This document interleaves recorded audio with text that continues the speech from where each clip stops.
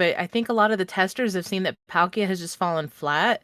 Some people still talking about Terapagos, a little bit of Briar and Crispin getting splashed into decks here, making them a little bit more viable. So really, we might not see too much difference in what's already an established meta, which is a variety meta. There's so much out there right now, but we might just see some cards making decks a little bit more viable, a little bit better. Yeah.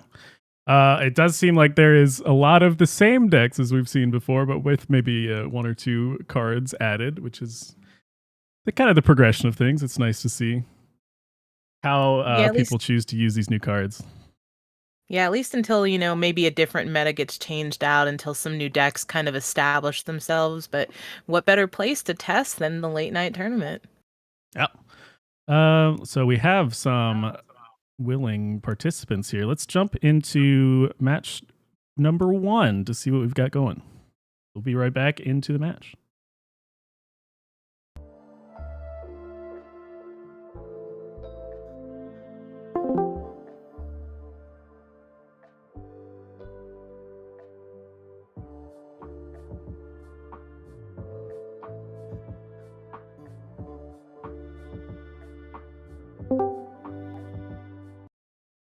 Alrighty, here we go.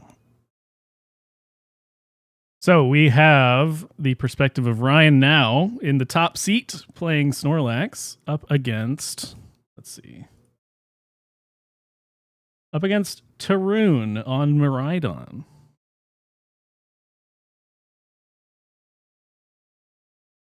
All right, this is going to be an interesting match here. It's always interesting when you see a Snorlax stall going up against anything that could potentially still switch out of their locks. But Snorlax has come up with some new tricks lately, especially with the addition of Safeguard Mimikyu.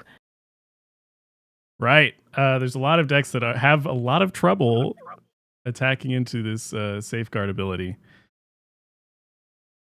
But with the addition of some really great cards that we saw in Shrouded Fable, especially things like the Petulant and the Pheasantipity, we've seen cards, kind of backdoor their way around the switching. So there's no telling what tricks this Miraidon could be playing, what they might have in their pocket. Looks like they're already gearing up on this Zapdos to be attacking through that Safeguard Mimikyu. Yeah, but that is pretty much the only, outside of maybe the Mew EX, one of the only ways that the Miraidon has access to getting past that ability. And it looks like they are pretty set up. They've got the full energy set up on the Zapdos. They have lots of draw support with the Pheasantipity, with the rescue board. So it looks pretty decent setup here for Tarun. Yeah, it looks like he does have a pretty good setup here, at least on the backbench there. We've got that Zapdos ready to go.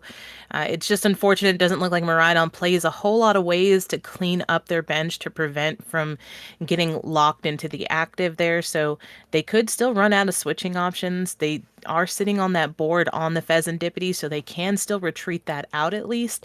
But there's no telling what Snorlax could play next to lock something else into the active that won't be able to attack or retreat. Right, and the handheld fan can actually be a pretty troublesome card for the opponents of Snorlax stall as well. To move around that energy and put it kind of in more useless places than where they would prefer. So luckily, Miraidon plays plenty of energy, so they can work around that a little bit better than most other decks. Yeah. Tarun has 15 lightning and 2 double turbos in the list, so as far as that goes, yes, they can set up lots of energy all over the place. We'll see the generator hitting 2 more onto the Raikou. And so Miraidon really is just trying to get to a point in the game where any of the Pokemon on the bench can attack. So it doesn't matter what gets pulled into the front, they can always mount an attack back. It is best case scenario, and if anyone can do it, Miraidon can do it. And even possibly some cheeky plays with the Pheasantipity attack there, since it's an all-colorless attack. They could just manually attach a double turbo and a lightning and be going with that as well. Right, the cursed arrow, or the cruel arrow, we don't see very often. 100 damage to anyone. It doesn't need to be the active, so. Right, they can even bench snipe with that, so it's a great possibility there. But again, Looks like this Miraidon's pretty well set up with being able to meet this Snorlax in just about any potential scenario here. If we see some more Mimikyus coming up, or if they're just going to try to continue to block them into the active, they can still hit through and do enough damage. All right, the Lightning Rondo taking out another Snorlax. The Snorlax does have access to the Cornerstone Ogerpon, which we haven't seen yet. That's another way of stalling out attacks, as a lot of these Pokemon on Miraidon's side have an ability. Right, and that's another way to lock them out, especially considering even that Zapdos has an ability, so there's really not much that Miraidon would be able to do to get around that. Take a look at their deck list here. I think the Do they play- Mew copying the Cornerstone attack would get it because it shreds, right? Yeah, that should get through it. So Miraidon really is pretty well set up to take on this Snorlax stall if they can play around it the right way. Yeah, and there are perhaps some key resources that Snorlax could hope to remove with some of their Misfortune Sisters or 06, things like that. That could make it a little bit harder for Miraidon. Yeah, that's something you always have to watch out for. Your hand is not safe anymore. Nowhere is safe, it feels like.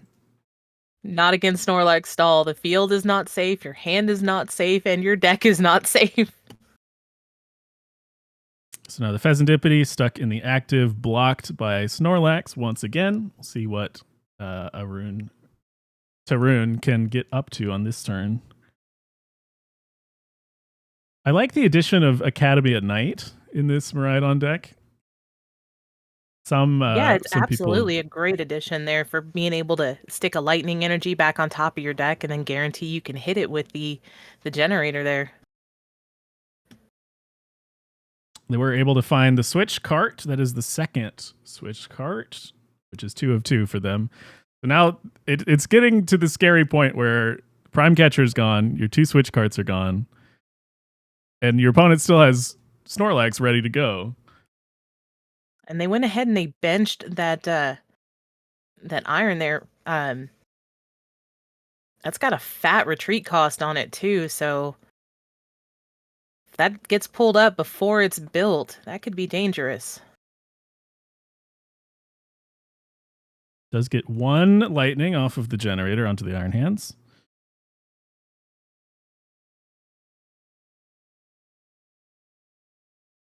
And we're assuming we're attacking with Lightning Rondo this turn, which means one of the lightning on the Raikou is going somewhere on the bench because of the handheld fan.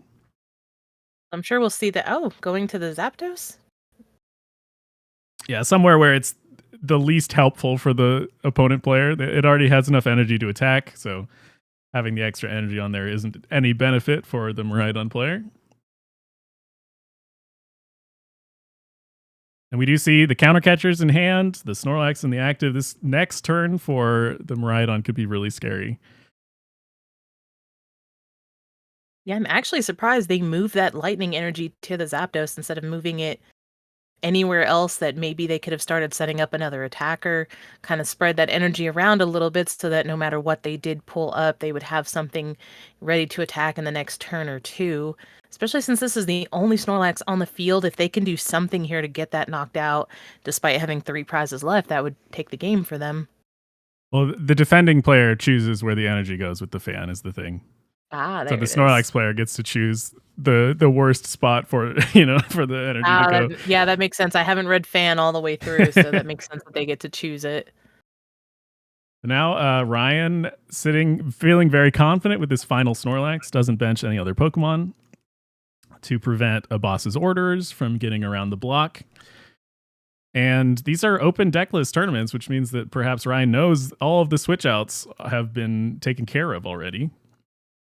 Yeah, this could be where, I mean, they did go ahead and put the double turbo on the Pheasantipity, so they may just try to stall out for another turn until they can get another energy on there and then start attacking. But we see Snorlax has another counter catcher in hand, and so they are ready to possibly lock something else into the active.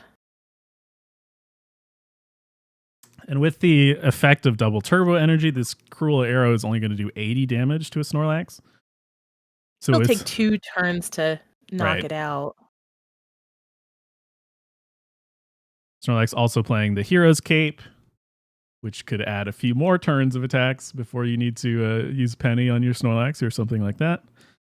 Now he goes with the fan instead. That makes a lot of sense too. If they finally do get enough energy to Cruel Arrow, you remove one of the energies and makes it so they can't attack again the next turn, perhaps. Yeah, remove that double turbo and then have to stall them out for a couple more turns at least until they draw into another one. Or get enough lightning on there.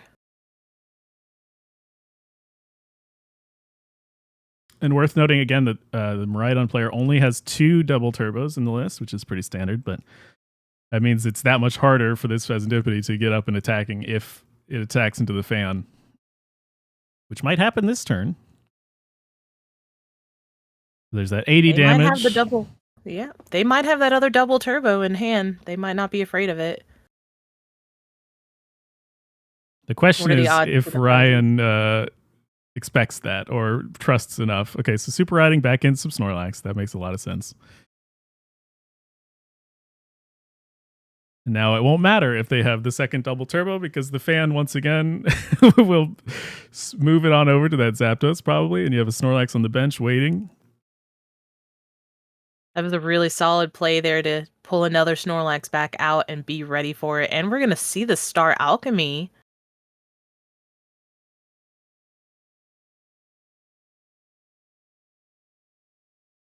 Pick any card you like. Going for another Snorlax. So they are ready. They are not going to be caught with only one Pokemon left on the field. Not today. And with Vanishing Winds, that Pidgeot gets off the board, back into the deck. And now we have a wonderful board state of only Snorlaxes. Nothing to boss around here for the poor Miraidon. They got ahead 3 prizes. They could still potentially take some more knockouts, but it's not looking good for Miraidon now. They had a solid start, but they just weren't fast enough to be able to keep up with this overbearing Snorlax. And I think with this handheld fan, it's kind of the nail in the coffin from Miraidon here. Even if you can attack, it's going to take 2 attacks to knock out any one Snorlax. You have to knock out 3 Snorlaxes to win the game. I don't think you have that much time and that much energy left in the deck to be able to make that happen. And we already see 4 lightning energy on the Zapdos, 2 on the Raikou, 1 on the Iron Hands, and then 2 on Pheasantipity. There's the 3rd one on Pheasantipity so that it can attack. But that's 10 lightning energy of their 15 already on the field. Now the fan will only move 1, so if they can continue to get 1 in hand, they can just continue to attack. Oh, they decided to attack the one on the bench, so that does not, in fact, trigger the fan's ability there. Some tricks still. We have the Hero's Cape in hand, so that Snorlax now is out of range for a knockout. But that does give them a few turns of attacking here where the Snorlax player can't really do anything about it, and they can just keep pinging away at the bench. Yeah, they can still hit at the other Snorlax, bring it down to 50 HP, and then potentially have some damage spread all over the board there. So even if one of those was to come up into the active, it's already damaged and it would still only take another hit. Or are they going to continue to chip away at the Hero's Cape one? Nope, they are going to spread it. It makes a penny less effective here. You can only pick up 1 of your Pokemon. I'm interested in the decision to continue building up the Iron Hands on the bench. Well, if they can snipe 1 off the bench and then somehow still move the Iron Hands into the active, they could take that last 2. But I don't see a way for them to not have a block Snorlax in the active. This Pheasantipity is never getting knocked out. Yeah, that's true. And I just don't see them benching anything else here on Snorlax's side for them to be able to boss it up for Miraidon. So I don't see the Iron Hands really being useful here, but you never know. The Cruel Arrow does take out one of the benched Snorlaxes. You gotta love these cheeky Pheasantipity plays.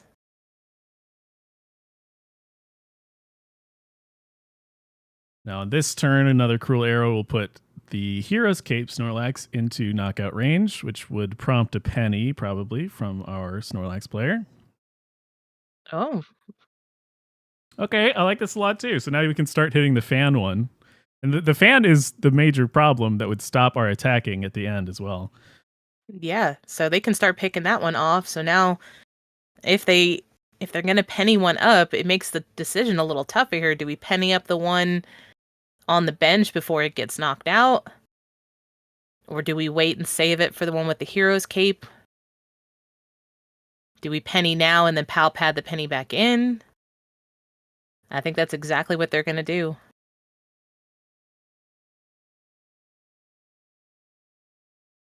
You can see the hesitation there. These are the types of board states that people don't generally think about.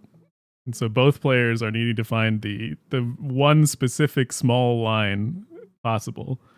So there they go. They're going to suck that one back up. Counter catcher. Pulling the Miraidon, stop the attacking. And then rebench that Snorlax. So with this line of playing now, the Miraidon player does need to find more energy, and it's going to take at least 3 turns of attaching here, right? Yeah, at least 3 with the energy costs there. But then they will be able to just one-shot these Snorlaxes without having to worry about it. So now the total number of lightning is going to come into play here now. There's 5, 7, 11 on the committed field already. on the bench. So hopefully they haven't prized any, because that would leave only 4 left in deck of the 8 cards. And also, can they pull this off? They only need 2 more prizes. Can they pull this off with only 8 cards left in deck? And now 7. We're just thinning this deck now to try to draw into some more electric energy. There's the first one. We'll need at least 2 more turns of attachment. The Academy kind of helps them not deck out as well. Yeah, they can just continue to put stuff back on top of the deck. Snorlax does have another boss in hand, and they're gonna put Penny and a counter catcher back in with Silene. Yep, right. So on that's the gonna top, give them the option. Yep. the double heads is very, very strong from Snorlax. So now they're gonna have access to another counter catcher here within the next 2 turns. So between the boss and the counter catcher, plus Penny being able to scoop up a damaged Snorlax. Even the Miraidon, though, can still take a 1-hit KO on a Snorlax. So we are going to see the Penny possibly pick up that damaged Snorlax. Put the fan on the new one, the fresh one. Or the cape again. Yeah, this is seeming like the window that our Miraidon player had is slipping away. Yep. Especially now if they decide they want to boss or counter catcher up that Raikou on the bench there. That Raikou has no energy on it. They're running really low on energy in the deck. There's the boss. They're going to boss around the cape.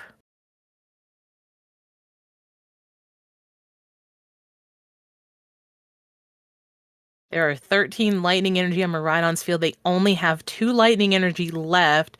Hopefully none of them are prized, and if they are, maybe they just drew one, because they're going to need that energy if that Raikou gets pulled up to be able to attack with it. And they are only going to get 1 good attack off with that Raikou. Well, actually, this Snorlax has the cape on it, not the fan, so... The cape actually, yeah, it is a little bit of a sticky situation here now for Snorlax. In not pre-attaching the fan to the benched one now allows for this boss's orders play.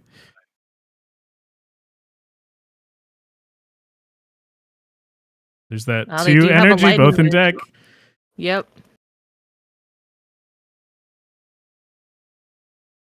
So there is still a chance. It's very slim here for this Miraidon player, but there is a chance. It just depends on how quickly they can get into this lightning energy. There's the first one. And a lightning rondo will be doing 120 damage here. Yeah, so it's Which, not enough for a knockout. They have to take 2 turns. So if the lightning energy is the last card in deck, they won't get that second turn. but notably also, it's not enough to knock out a Snorlax without a cape. So I think the winning play for the Snorlax player is to somehow find a turn where you can both penny this Snorlax up and then place it back down with the fan. So as their one attack will be then not enough to KO the Snorlax, and then the Miraidon player won't be able to attack the following turn. Gonna come down to the wire here for this Miraidon player. Oh, there's the other energy, so they still have a couple of turns ahead of them before they deck out to try to chip away at this Snorlax. Starting the clock now with 120 damage. This is now forcing Ryan to find the penny turn. Both players have played this very, very well. Very well, in fact. Oh, and it's 130. Actually, it's 130 because of the Zapdos, of course. So that is even more important. Oh, but now they can boss up the Iron Hands, and there's no more lightning in deck. And both double turbos are on the field already. No way to get to attack with this Iron Hands. But now the question is, will this game ever finish? Because the Miraidon can, every turn, Academy at Night, put something back in. And the Snorlax can Pidgeot put something back in. Yes, that's true, but eventually one of them will run out of time as opposed to the other one, so with this being an untimed round for the late night, they could go infinitely until one of the players runs out of time in game. And looking at Ryan's list, there is no vacuum, and there's no... Oh, they have one Artisan. That could stop it. So if we've played the Artisan... Oh, the Artisan's in discard already. Discard. Oh, man. Okay. They can Silene for the Artisan back. That's true. It does look like it is unfortunately curtains for this Miraidon player getting that Iron Hands locked into the active.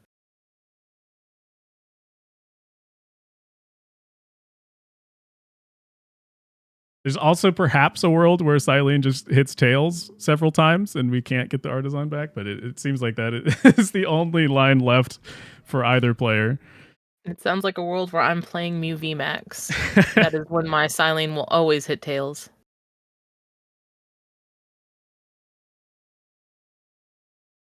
It's interesting. I have not thought of Academy of Night in this way in the anti-decking out line. You know, we think about it in terms of its combo potential with putting cards back on the deck, but this is another interesting reason to include this card in some decks. It really is. I almost wish I would see Miraidon play a penny of their own to be able to scoop up a Pokemon. In a case like this, they could scoop up the Zapdos and put all that energy back in hand.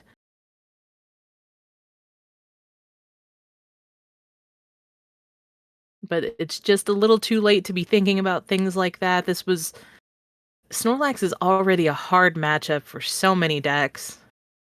And with all the new tricks that it just constantly comes up with, it's constantly evolving for the meta.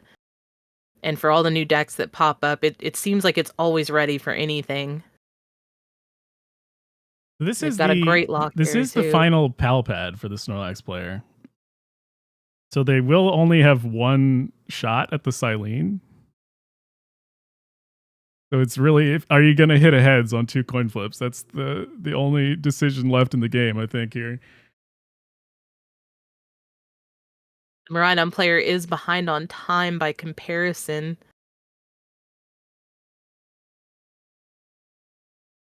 And we know the Pidgeot will not stay down on the bench for more than Snorlax player's turn. Oh no, are they thinking about putting the Rotom down? Drawing some more cards. We saw there was a boss left in the Miraidon player's deck. That could be bad for them. They still can't But retreat they're the Iron Hands, yeah, they though. still can't retreat. It's too heavy. It's too fat. I'm curious what Ryan's trying to draw into.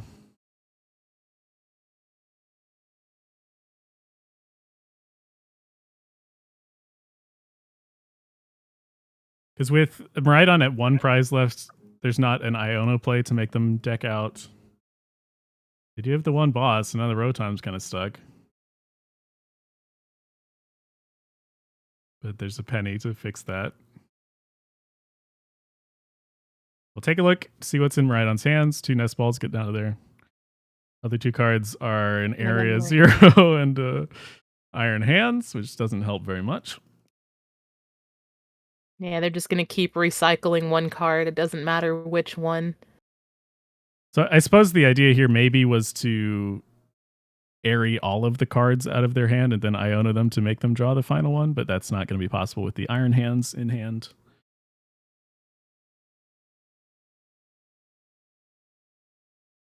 There was always that hope that maybe everything in there was an item card and they could just, like you said, airy everything out and force the deck out. But Miraidon's here to play the long game, so they're not ready to go to game 2 just yet.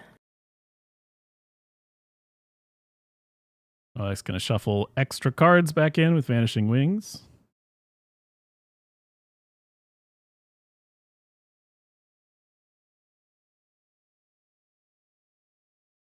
I suppose I haven't seen the. There's 1 Team Yell's Cheer as well in the Snorlax deck. But it's also possible that is prized, and we might see that now that they've drawn 3 cards off of the Rotom. So they may be forced now to Pal Pad this. Now there's the sign. Okay. So very important coin flips. Here we go. Yeah, there's the heads. Okay. That's all they needed. Going for the Artisan.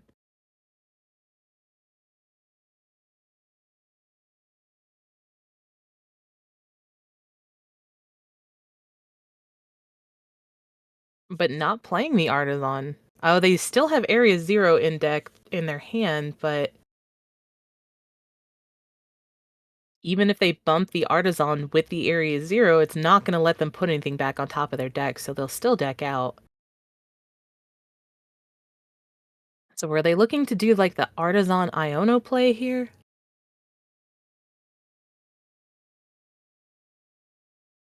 I don't think they need to. Yeah, they just needed to draw it, of course. And Silene puts it on top of the deck instead of hands. Right, yeah.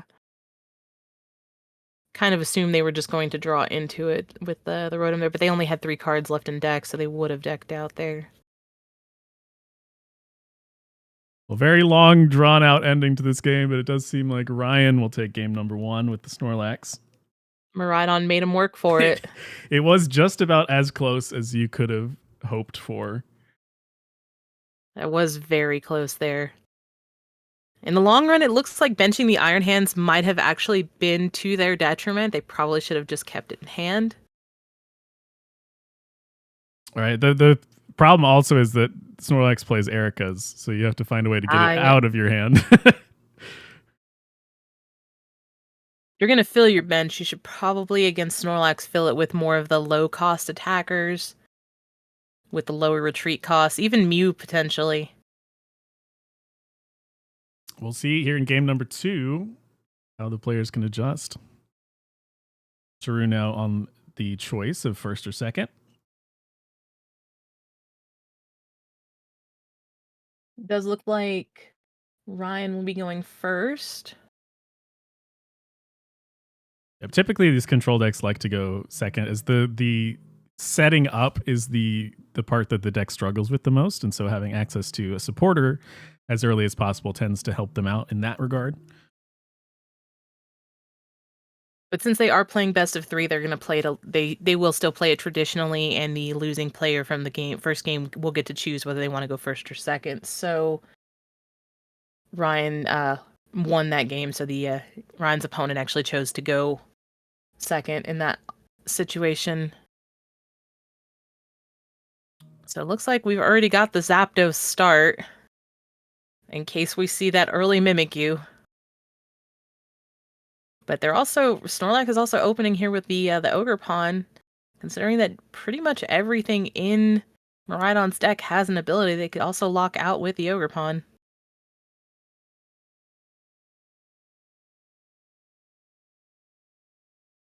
And we didn't see the Mew at all from Miraidon last game.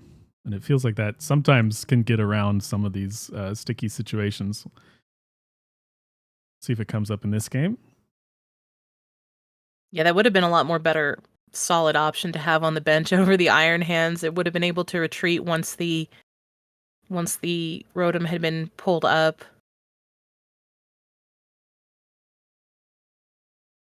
Miraidon definitely getting rid of that Terra Mewtwo. We don't want to see that in this matchup. No, not here. Don't need 8 bench spaces in this match. Now we do see the Ultra Ball for the Mew, so we do have access to Mew this game, which could be the difference. Final card Arven. That's exactly what you like to see is Miraidon. So it looks like they are leaning into the low cost, low retreat attackers for this match. They don't want to repeat what happened last time where they get something really fat with a heavy retreat and heavy attack cost stuck in the active again. Going for the generator and hitting both. Restart for 3 more cards.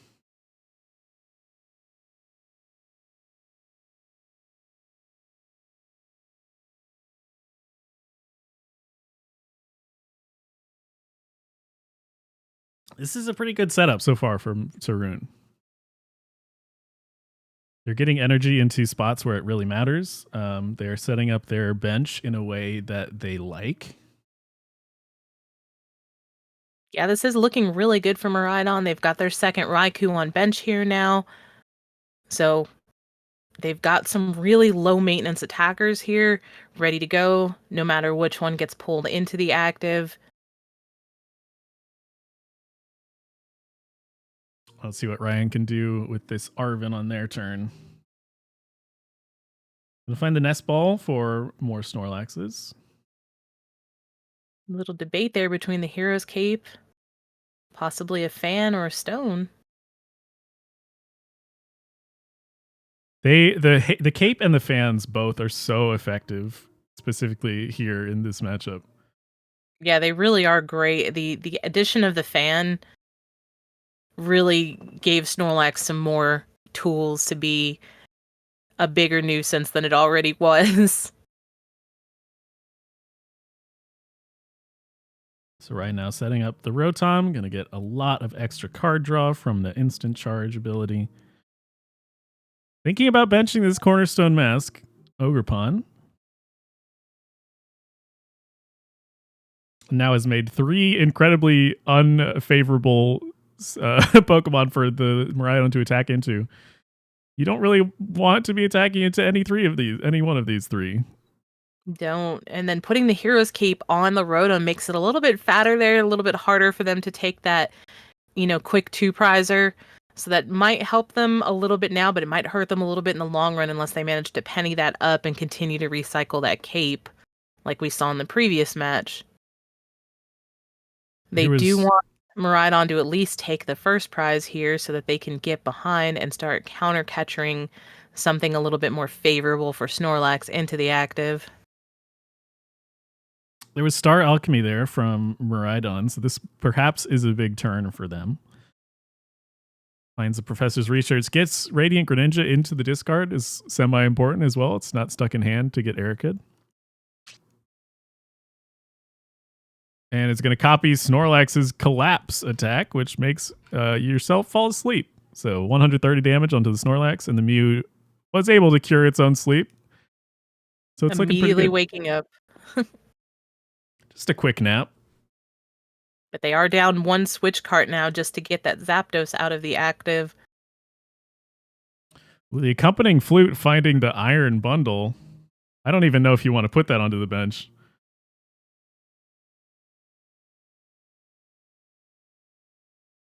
Yeah, you definitely don't want to give them the option of what they send up here. If they had the choice, I'm sure they would send up their built Raikou at this point. They're not going to send up, something not favorable to them. But it's Ryan, one less card in deck if they decided to keep it. that's true. Ryan perhaps hoping for to hit one of the Iron Hands off of that flute.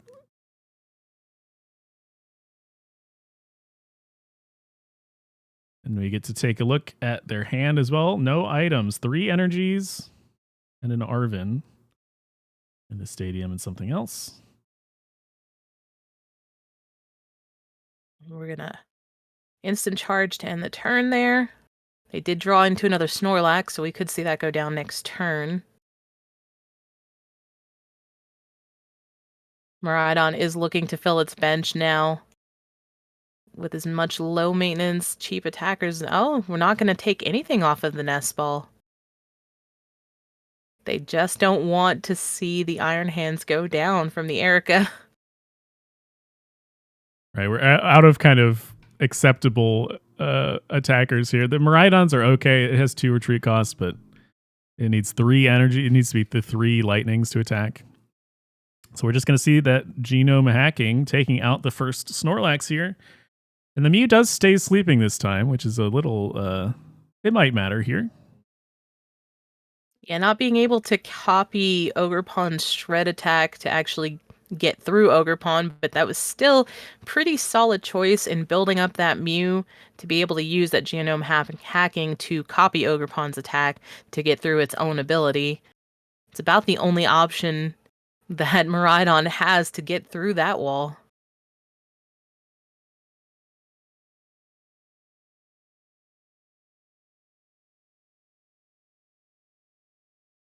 Right, yeah, I think it is the only option of getting around to the Cornerstone Mouse. Unless they did build up an Iron Hands. Iron Hands does not have an ability, and it That's could true, go yeah. through that. But it's another risk. Do you really want to put an Iron Hands on the bench and get that stuck in the active before it's ready to go? They still have plenty of lightning energy left in the deck, potentially. The Mew stays sleeping. Is somewhat of a relief for Ryan. Essentially, every turn it stays sleeping is another turn that they have bought themselves. Yeah, this could hurt Tarun in the long run. Just giving Snorlax a chance to draw into more cards and just continue to amass its arsenal of trickery and weapons. A real tool belt. Okay, so they are going to use one of their switching item cards here to make sure they get the attack from you. Get an extra fleet-footed draw here. And since Snorlax is no longer in the active, this Raikou with the board can retreat for free. But again, that's one of their very limited switching tools that Miraidon has here to get around the Snorlaxes later in the game. It kind of decides that they can't afford to take a turn off of attacking here. We're going to genome hack and demolish for 120 damage onto this Ogerpon. And we do see the Snorlax player has plenty of penny in hand, so they could just pick that up and deny them the 2 prizes pretty easily next turn. They are also behind on prizes already, so they could penny that up and then counter catcher the Raikou into the active, locking it in if they decide to send up that block Snorlax. Prize is not looking too bad for Ryan. There's nothing super duper important there.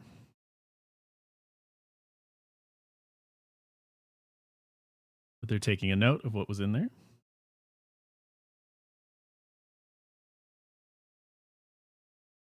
Okay, gear whiffs.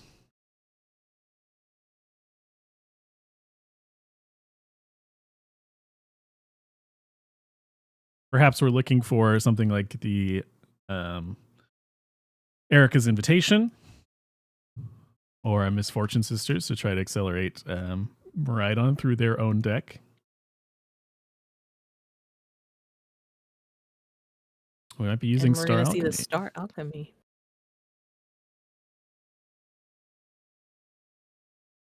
Going for the Erica. You called it. Rolling the dice. Let's see what's in the hand. There's that Lumineon. A wonderful target for Snorlax to stall. And of course, Erica's invitation brings it straight to the active, which allows for this one retreat with the Mist Energy into a block Snorlax. And now Miraidon's in a tough spot. Yep, they have used up both of their switch cards now.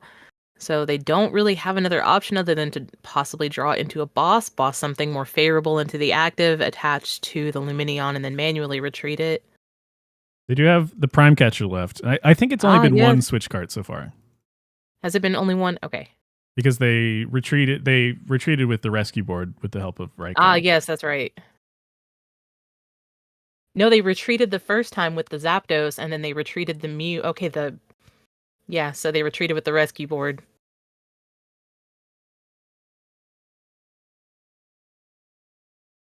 At any rate, there is a Prime Catcher at the very least. Yeah, we still have Prime Catcher left at least, so hopefully that's not prized.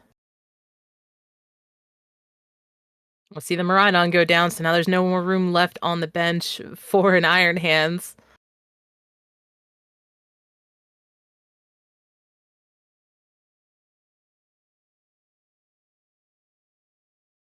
Yeah, so they did use 2 switch cards already. They used the first switch card to move the Zapdos, and then they used the second switch card to move Mew to the bench to wake it up, then retreated the Raikou with the board back into the Mew to attack. So we have seen both switch cards used. Right. Just got that confirmed.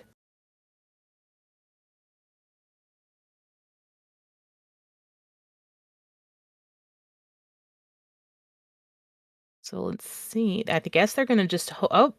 the Prime Catcher's in the discard pile. Okay. So they must have discarded that early with that research. So now their hope is to find a boss. Yeah, we were running very low on resources in that case on the Miraidon side. Having this Lumineon on bench is really going to be a troublesome spot for Tarun.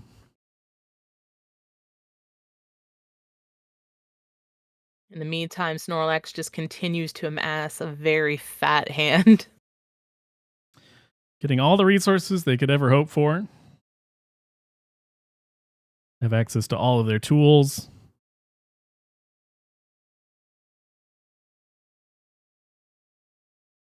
How many academies does Tarun play? Is another question. It is only the one. It's only the one.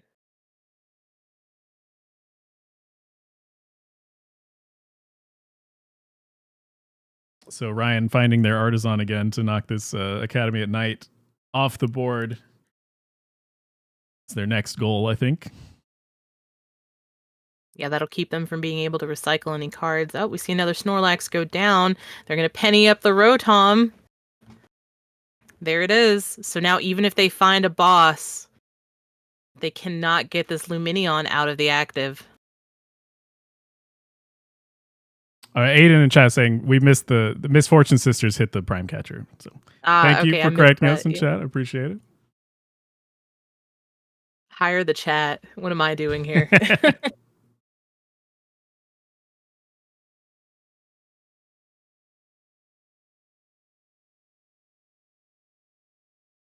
But yeah, now with no switch carts, no Prime Catcher, these 2 Snorlax on the bench, I think are always staying here. And this Artisan bump, I think, should be the final nail in the coffin here. Yep, I think that's going to probably do it from a Miraidon. They are pretty locked in now. No way to get this Lumineon out of the active. I don't see Snorlax benching anything that they could boss around. No way to manually retreat. They've used all of their switching options at this point. And now with no more Academy at Night on the field, there's no way for them to recycle cards. Drawing and passing for 11 turns here.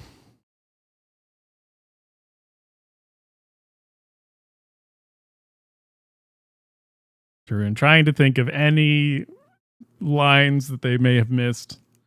I'm just looking through. Yeah, even Miraidon says they're like, nope, I've got nothing. They're just ending it sooner rather than later. So Ryan with the Snorlax stall moving on into top 8 with some very close games. That first one was just about as close as you could hope, and the second one a little bit easier for Snorlax. little bit. Even though it looked like Miraidon had a little bit more of a favorable start, having that Lumineon in hand was eventually their downfall, and then unfortunately not being able to draw into a boss quick enough before Snorlax could scoop all of those unfavorable Pokemon off of their bench, and that just kind of sealed it there for Snorlax. Yep. So we are going to take a quick break and then come back with the next round. So we'll see you all in a little bit.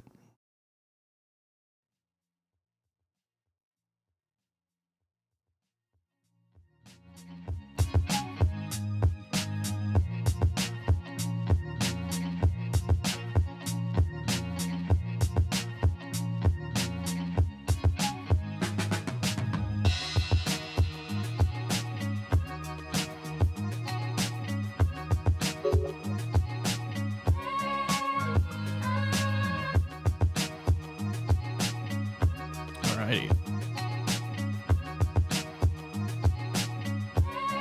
Looks like everybody is already into their next matches.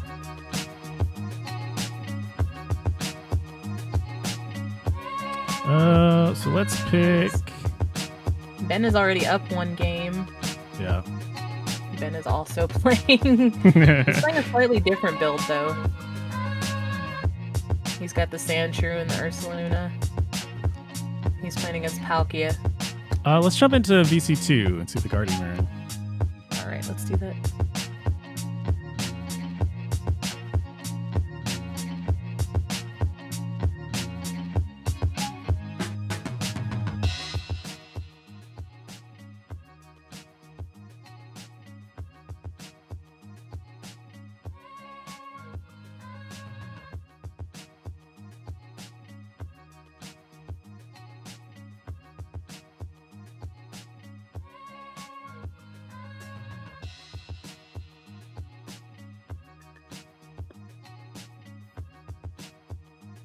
Okay, we're back in the next round here. Yep, we've got the good old-fashioned Gardevoir.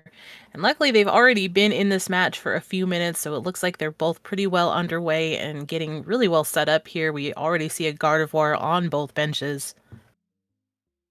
So this is Koiwashi from Japan up against Small Davra from the UAE. We are on Small Davra's side here.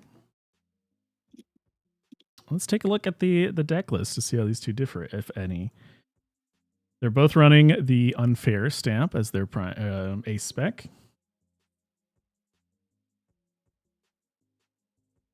They both have both Technical Machine, Evo, and Devolution.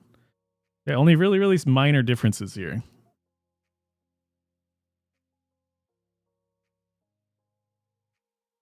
Very minor differences. It does look like Koiwashi is running a Klefki in their deck. A little late for that to be coming out, but some small differences in trainers as well here.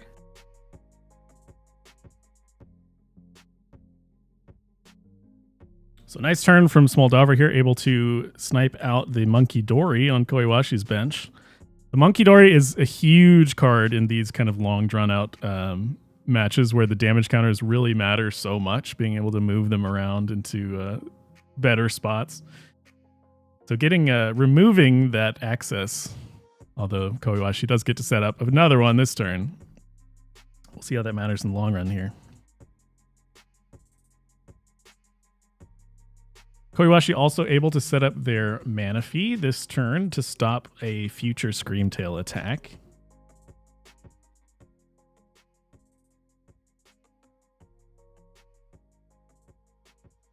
Checks their prizes with the heavy ball, but no basics in there. Is looking At least nothing they're taking. Right. So. Looking to take out the Screamtail with this Hex Hurl along with the Curlia. This is a great turn here. Yeah, that's a very nice 2-prize turn right there. And getting a major threat off the field of that Screamtail. And removing one of their important draw resources, that Curlia. Yep. We see another Kirlia. The top deck Kirlia never didn't have it. Never punished. They've got an energy in hand to discard with the Radiant Greninja, and they are ready to use that Gardevoir, get some energy back out of the discard pile if they need to. They're going to dig for the Unfair Stamp and the Devolution, so...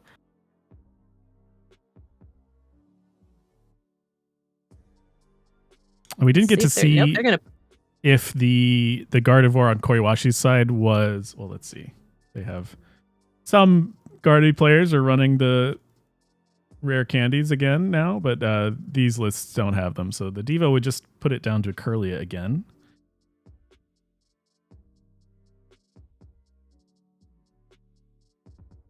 We'll see what we draw from the stamp eventually in this turn. There's kind of a lot more setup that needs to be done here on Smoldavra's side. Looks like they're almost debating whether or not they want to play the Kirlia. Well, they're going to go for it. And the reset stamp. The unfair reset stamp. Finds a Flutter Getting Mane. the Flutter Mane. Let's see how many Psychics are in discard. 5 on Smoldavra's side. It's another kind of race in this matchup, is getting all of your Psychics into the discard as fast as you can.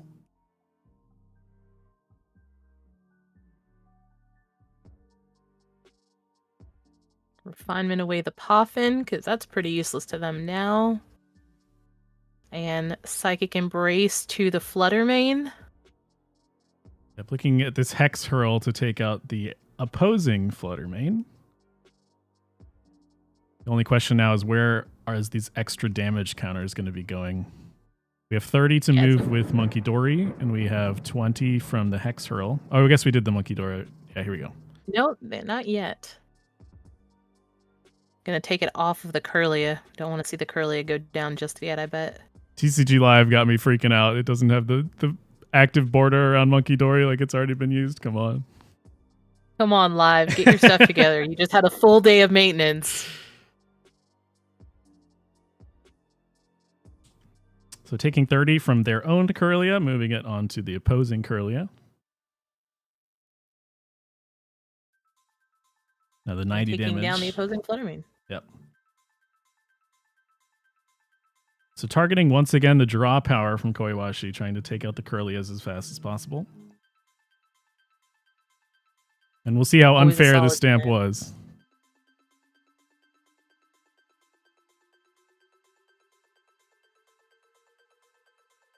A little bit of delay there on Koiwashi's side.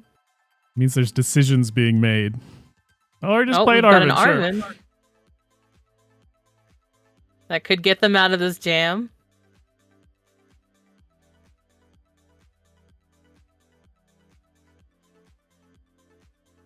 Perhaps it wasn't the most unfair stamp. Sometimes it's an incredibly fair stamp, and we'll see perhaps a second Getting their this turn. own unfair stamp.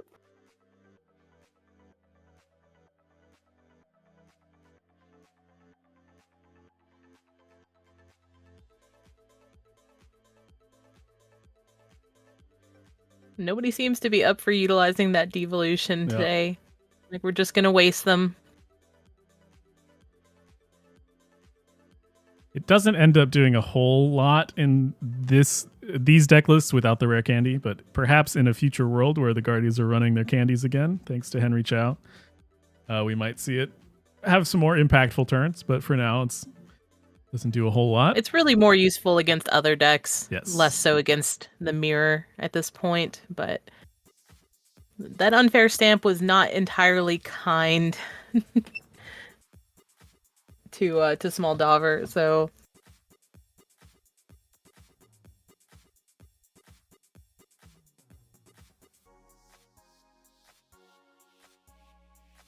we have our own Adrena Brain, moving that damage back off the Kirlia onto the Gardevoir this time.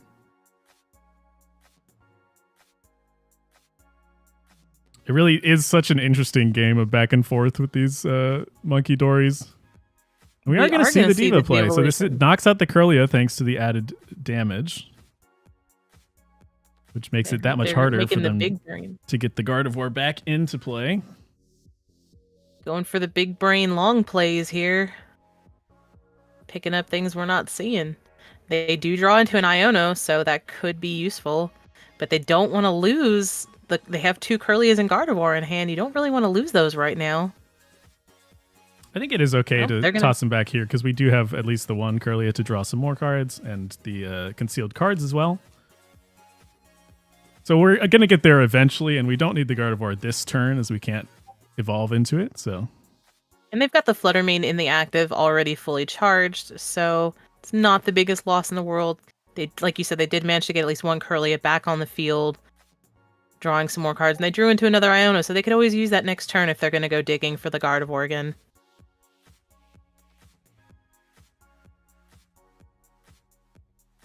And the Adrena Brain. Are we going to move it off of the active? Yep. Yeah, the longer that this Fluttermane can keep attacking, the better here for Smoldovra. There aren't really effective attackers on Koiwashi's side unless they're going to power up the Gardevoir. So if this Fluttermane can keep Hex Hurling, they're going to keep doing it.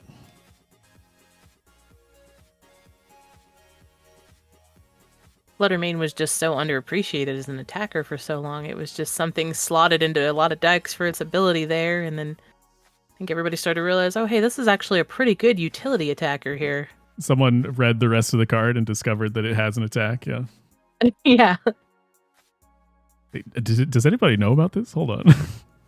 Yeah, wait. Fluttermane can also attack? You mean it's not just a locking ability? And it does bench damage, so I can also spread? Are you kidding me? When did this happen? This is another fun mirror tech here, using the Mind Bend from Monkey Dory as your attack. Okay, I guess we're not seeing it, but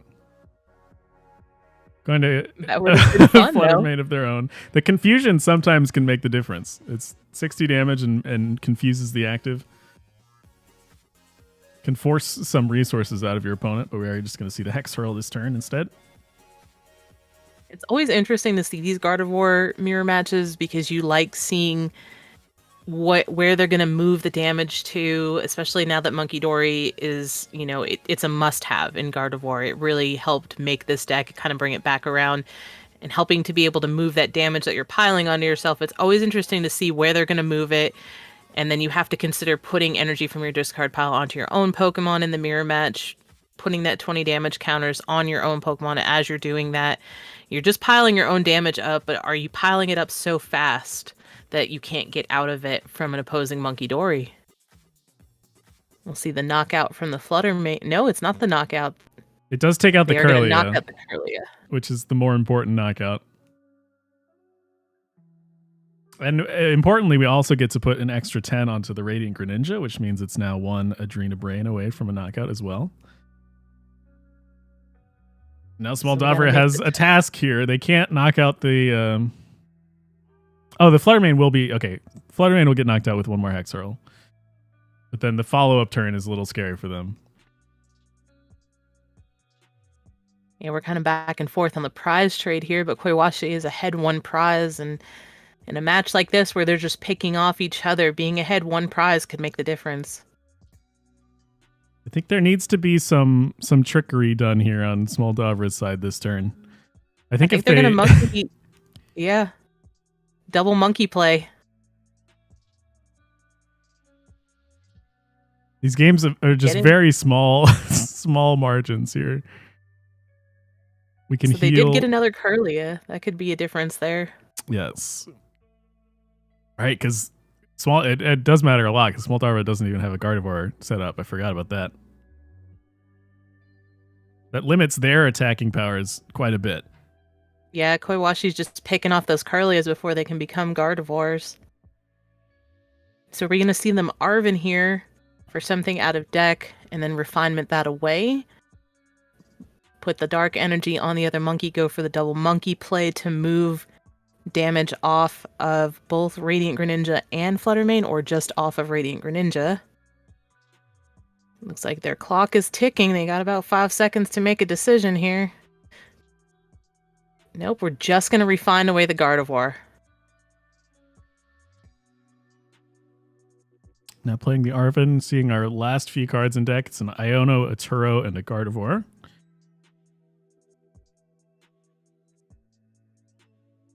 Counter catching up the opposing Gardevoir.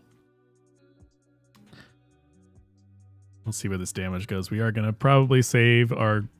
At least get our Greninja a little safer. But the question is where they're going to put these damage counters now. If we assume we're Hex Hurling, then we can get this Curlia into position to be knocked out by the Hex Hurl. Seems like that's the plan. Yeah, that's what it looks like they're going to do there. And then just start putting some damage on this Gardevoir here. Luckily, with the Hex Hurl, we can split up the 2 damage counters. It's on any Pokemon you like. So, unlike the Adrenabrain, we can split those damage counters. Ooh, pulling a boss. That could be crucial. Both of them have only 2 prizes left. Koiwashi has their own Gardevoir active, but only 2 energy in discard. And importantly, the Flutter Mane is in the active still. So they can't currently use the Psychic Embrace on their own Gardevoir. Yes, that's right. It does lock out that ability, so they can't even retreat with it right now.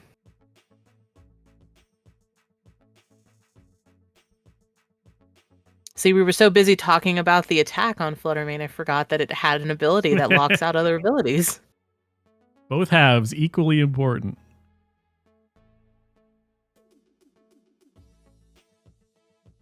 Iono here draws Snorlax, the other 2 supporters in their deck.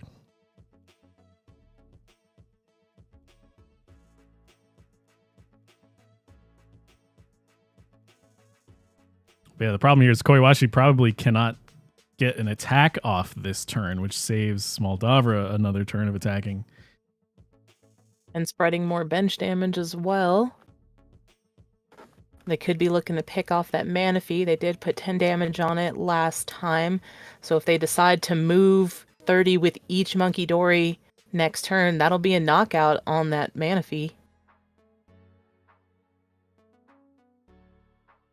So importantly, that Iono from Koiwashi taking away the boss's orders from Snorlax's side potentially could buy them a turn. We'll see what the top deck is. They're going to take out the Radiant Greninja with their first Adrenabrain here. But this Flutter Mane is staying alive. It is going to sit in the active. And continue to be a hindrance.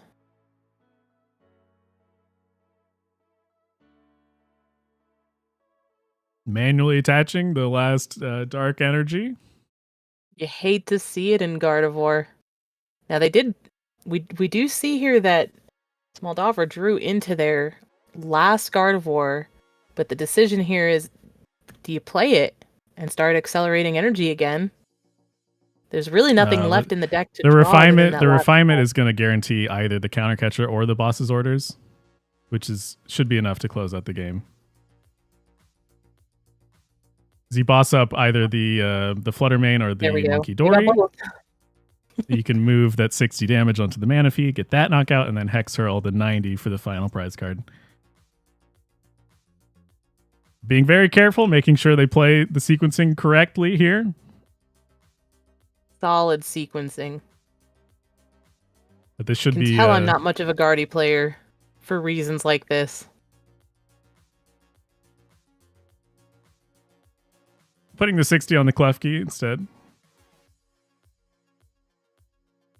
Bossing the Manaphy, going for the knockout on Manaphy and Klefki there. So on the final few turns, secures the last 2 knockouts, and that's going to be the first game for Snorlax. Incredibly close game. Very close game. Both of them were pretty even there. Pretty solid mirror match. Could have still been anyone's game. With the stamps and the Ionos, it just came down to who got the more favorable draws and then who could play out of the bad draws. But it's so interesting to me too that the Flutter Mane is such a huge attacker in that mirror. Like that was the most important card. Is just hex hurling over and over again. Yep, just picking off the bench and of course being able to move damage. Having double Monkey Dories made a big difference too. Being able to move 60 off of your side of the field every round made a difference. Getting to spread damage like that's pretty crucial, especially like I said in a game like this where you're putting damage counters onto your own Pokemon in order to accelerate the energy. You just have to be careful where you're putting it. Sometimes you have to put it places you don't want because you have to retreat something out of the active. But then it just gives you some more damage to move with monkeys.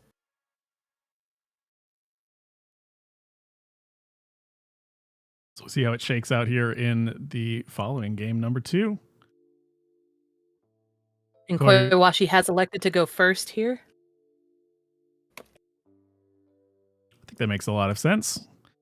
The earlier you can get your Curlias going, the faster you can get all your resources that you need to set up in the best way that you can.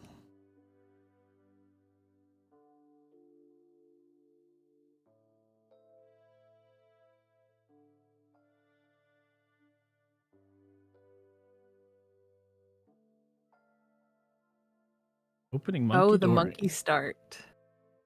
Not exactly what you want to see. Not ideal, but they do have a nest ball and a buddy buddy poffin in hand, so could aim for a little bit better setup. 2 monkeys on the field. Double monkey play. Monkey see, monkey do.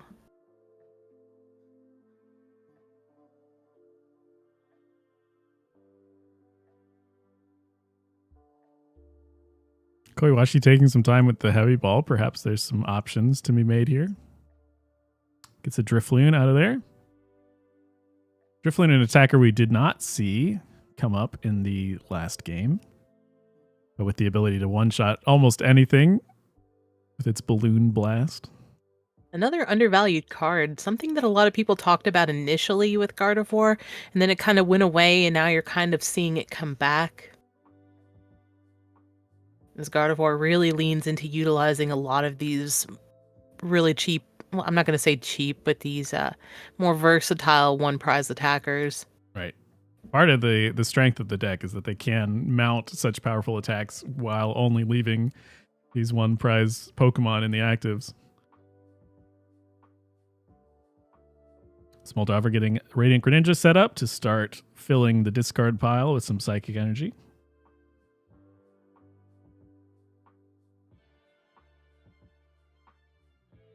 Like you said, does have the Buddy Buddy Poffin, so we can set up some Curlia this turn for sure. Going for another Buddy Buddy Poffin and the Evo. That's a pretty solid play there. Oh, maybe changing their mind there, going for the Heavy Ball instead so we can check prizes. Since they already have the one Buddy Buddy, they can just... Ah, that was probably a good choice there, going for the Heavy Ball. Yep, sees that their 4th Ralts is in the prize cards and opts to get that instead. And then we're going to set up for the Devo play. Or the Evo play, not the Devo play. Yep, able to set up the monkey with the dark energy it needs at the same time, as well as getting 2 Curlia onto the bench. Not a bad turn here.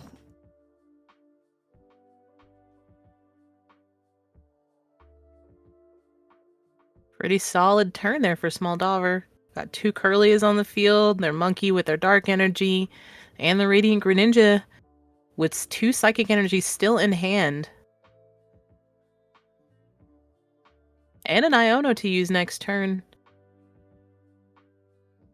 Yeah, Koiwashi definitely getting their own Buddy Buddy. the sorts of setup turns that you're hoping for from Gardevoir, and Koiwashi's side's not nearly as strong. Gets some Ralts down, but no Curlias, no Psychic in the discard, no draws so far.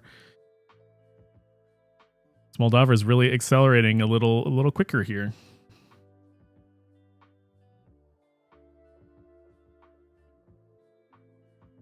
Gonna lean back into that Flutter Mane. It was such a good MVP last game. Why not bring it back for a rematch? 2 more Psychic Energy off the Refinement. Plenty more to bait into the discard. Yeah, the Earthen Vessel could even get some more there. Deciding on this manual attachment, we might see the Mind Bend 60 damage and confusion to the opposing Monkey Dory. Semi-importantly, would be a 2-turn clock to take out the Monkey Dory.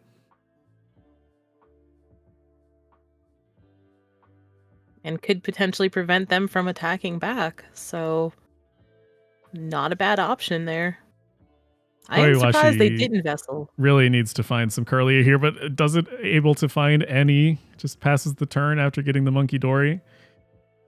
They are really hurting over there on Koiwashi's side. Just no energy, not even a dark energy for the monkey. Just really nothing going on over there. I can only imagine what their hand looks like. And meanwhile, Smoldavra has about 5 psychic energy in the discard as a bench of 3 Curlias, drawing as many cards as they want. And the setup is very, very strong for them now. They're going to get quite far ahead before Koiwashi really has any way of responding in any Yeah, they've got a way. great hand, and now their first Gardevoir is on the field, so they can start accelerating energy wherever they want it. Of course, they're going to send up the Flutter Mane, accelerate, retreating the monkey out of the active. It was a good little stall tactic there for a minute, but they're just ready to go now. Plenty of psychic energy in the discard pile to utilize as well. Well, it's actually all 7. All 7 in the deck are in discard. All 7 of the deck, huh? They have access to their full line of psychic here. Forgot these decks only play like 7 psychic energy in them now. So used to seeing Miraidons with like 15 energy. It is always interesting to see, there's an initial amount of energies that people decide on, and then over time it drops slowly and slowly until you get these Charizard decks with 4 fire energies or something like that. Right. Charizard decks that started with like 8 energy and now they play, 4 or 5 like you said. Feast or famine with Charizard till you prize all 4 of them. And then you just accept it. Sometimes it'd be like that.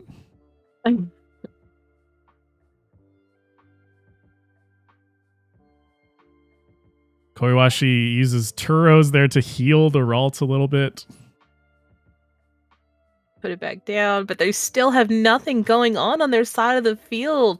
They're just sending up Pokemon that they can afford to lose right now. They did bench the Manaphy, which isn't really going to help them too much with the placement of damage counters. Manaphy is important in that it stops the Scream Tail from attacking, and that can be a really powerful attacker, but yeah, in this case, the setup with the Flutter Mane and Monkey Dories on the opposing side makes it already very, very tough here. And we've already seen Smoldavra discard the Scream Tail as well. Their bench is full. It's probably not too much of a threat right now. The bigger threat is that gigantic hand that Smoldavra has with every resource possibly available to them. And Iono would go a long way for Koiwashi right now, I think.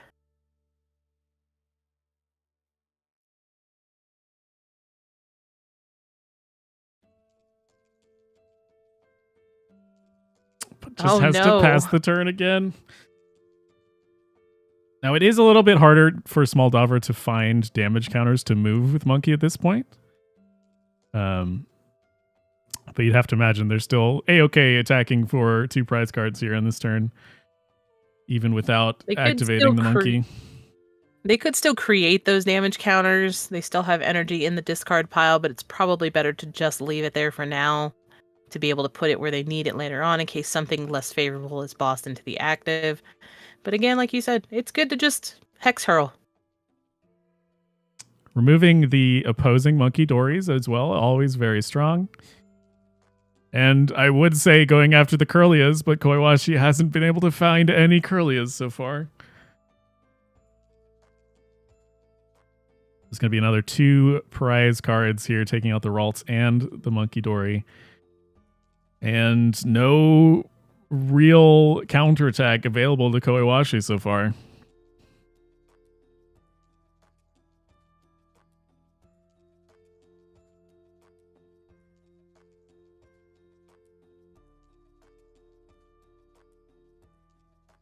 Got an Artisan for something. try to thin this deck out a little bit, draw a little bit more favorably, getting another Ralts on the bench.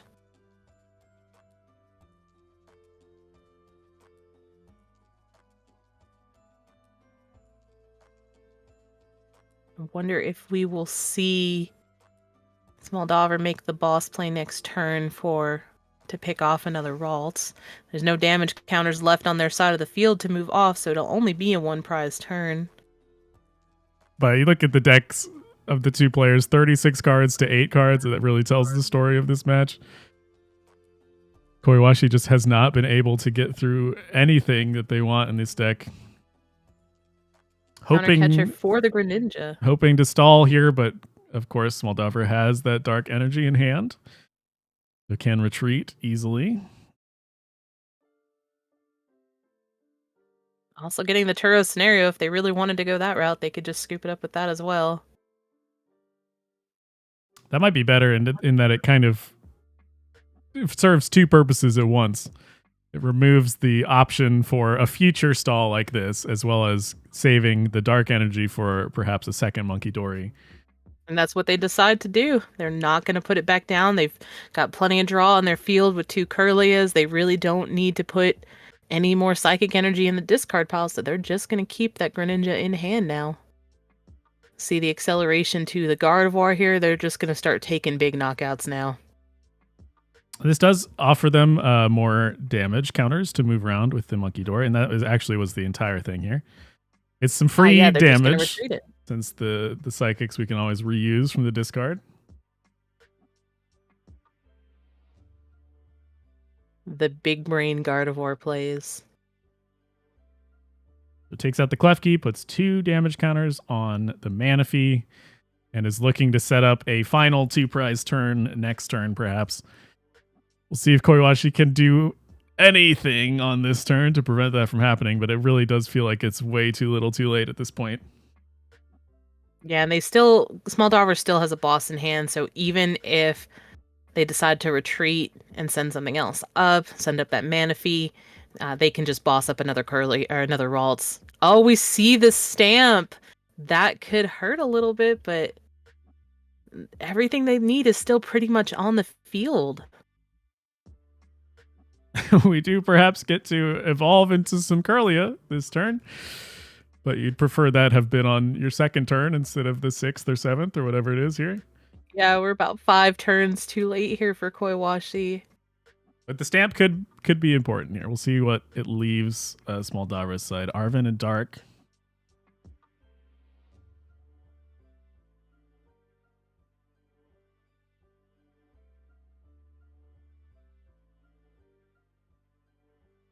Let's see. So we can create some more damage. I think they have it locked out.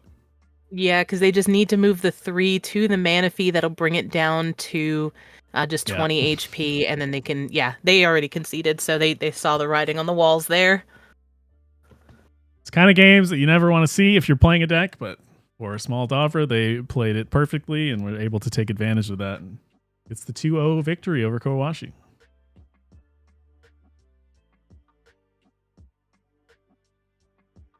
So we'll take another quick break and then hop into a top 4 round. We're getting close to the end here, so we are back.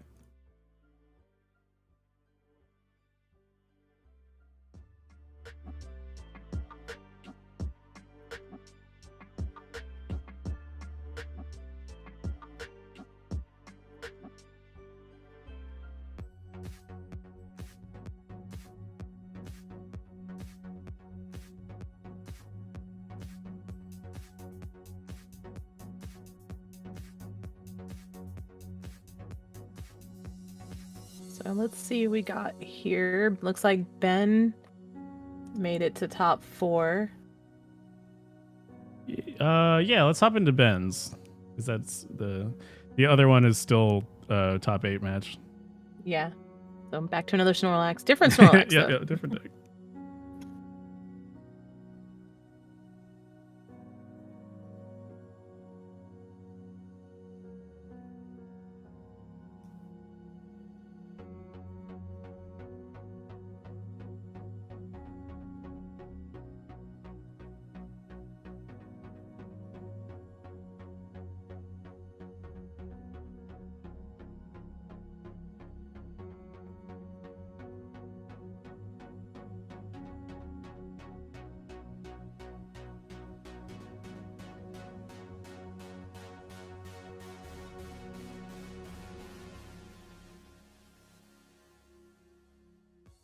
All right, we are back with the top 4 match with some familiar faces, but a new pilots of the deck here.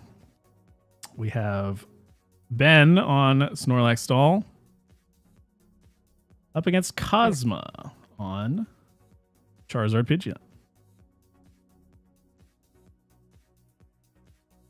Match has been underway for a few minutes now, so both sides are decently well set up. We already see a Pidgeot set up on Cosma's side there, but Charizard is no stranger to the danger that Snorlax stall decks present, and they have started to include a few tricks and techs of their own for this matchup. It has been traditionally pretty unfavorable for Charizard in the past. I'm taking a look at the deck lists here. The Dusknoir line does help out a lot with certain things, but also the Charizard has access to 1 Turos scenario, and 1 Thornton could play some tricky tricks here, but no switches, importantly. Only 6 fire energy in the deck. It could be a little tough.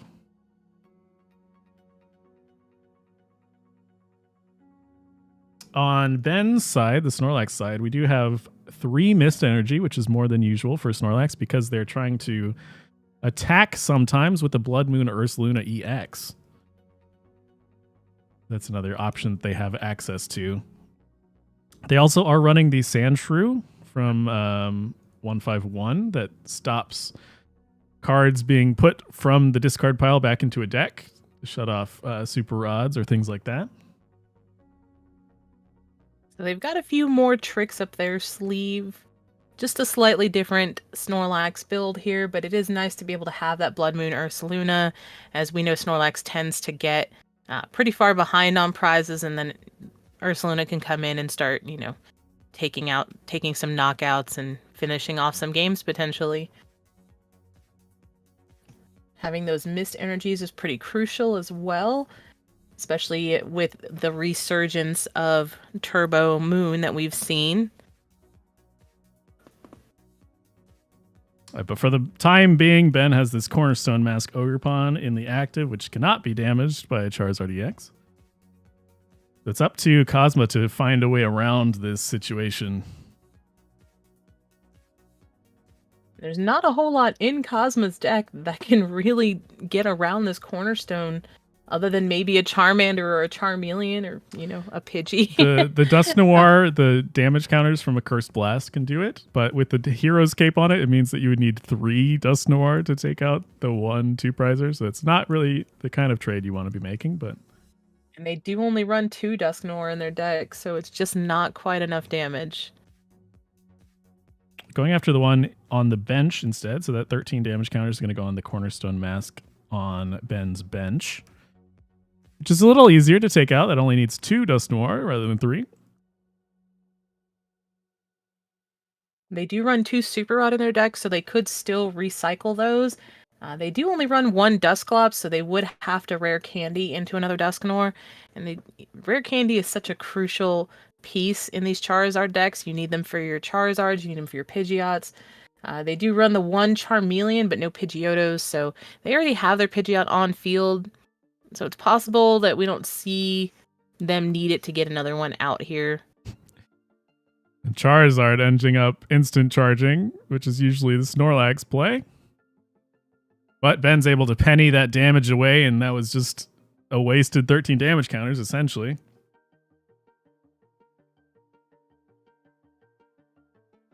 And they have the Blood Moon in hand, so we could see some cheeky plays with that here later in the game. But they don't want to bench it just yet. They've already got that Mimikyu and the Cornerstone Ogerpon on bench, so both of those are pretty good at locking out Charizard.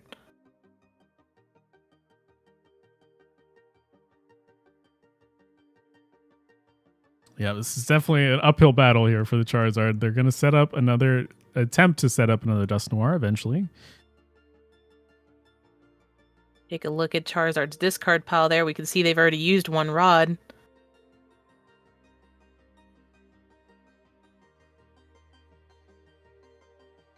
The Pokemon League headquarters also offers another problem for the Charizard player, in that they're attackers that perhaps could attack into a Cornerstone Mask or a Mimikyu would then need extra energy than you would expect to make the attack. And with only the 6 fire, committing those extra energies to any one attacker is always very scary. You see the Charizard player only has 7 cards left. Yeah, this is looking pretty rough for Charizard here, having to try to lean into these Dusknoirs. Even with the 2-1-2 line, it just doesn't look like it's going to be enough with how much there is on Snorlax's field right now.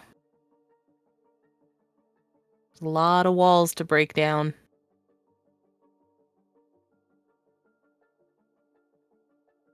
So another 13 counters from a Dusknoir going somewhere. Again, onto the benched Cornerstone Mask Ogerpon. Nothing in Snorlax's hand to pick it up this time around, so we could see another 2-prize turn, maybe, if they can set up another Dusknoir. That would get them 2 prizes away, so they do have the Rare Candy Dusknoir.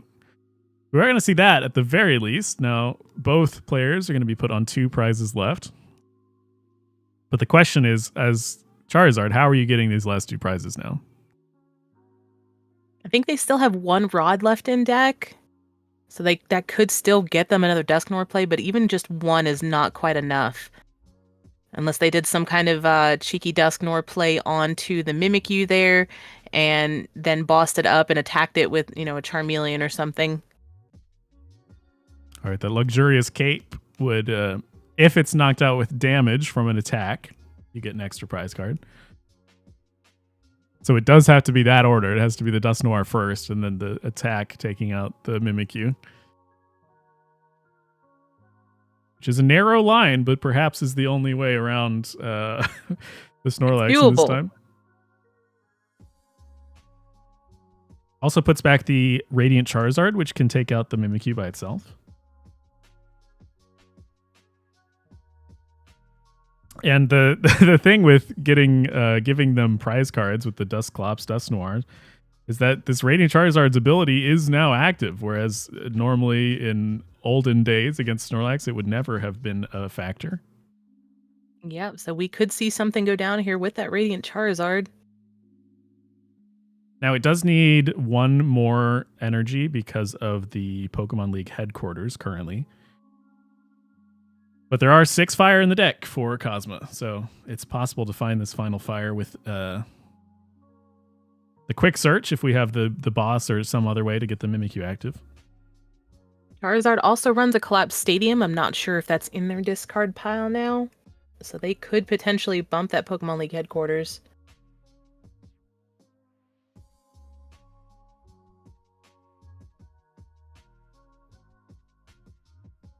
Cosmo playing this very well. In these types of matchups where you perhaps aren't favored, you do have these small lines, and you have to make the most of the plays that you do have access to in order to try and win. There's the boss. Now they can quick search for the energy. Yep. It just has the stadium. There's the collapse. Well. They didn't even need the energy.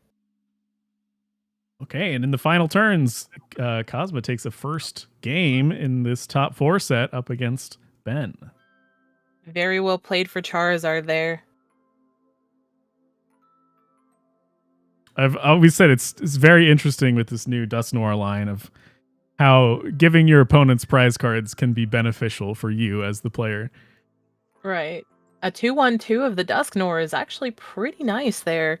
Most Charizard lists I've seen are only running like a 1-1-1. That 2-1-2 is definitely, I think, it looks pretty good against Snorlax stall players, and that could definitely turn the tides for you in some other matches as well. Of course, Charizard needs to be behind on prizes in order to amp up that damage, and then it enables those nice Radiant Charizard plays as well. I always like seeing how players name their decks. This Cornerstone Snorlax being named Dortmund Stall, perhaps looking into the future a little bit. And I'm over here naming my decks stupid things like Batman and Ogerpon. And then sometimes you have players that are like Charizard 7. You know, they've gone through all these different iterations of the deck. It's nice to see a little bit of look into the future or the how players feel about their decks like that.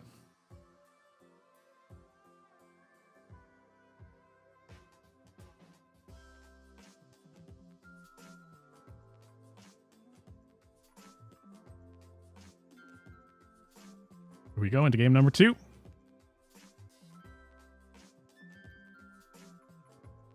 Has it been some pretty clean 2-0 matchups? So let's see if Cosma can continue the streak here.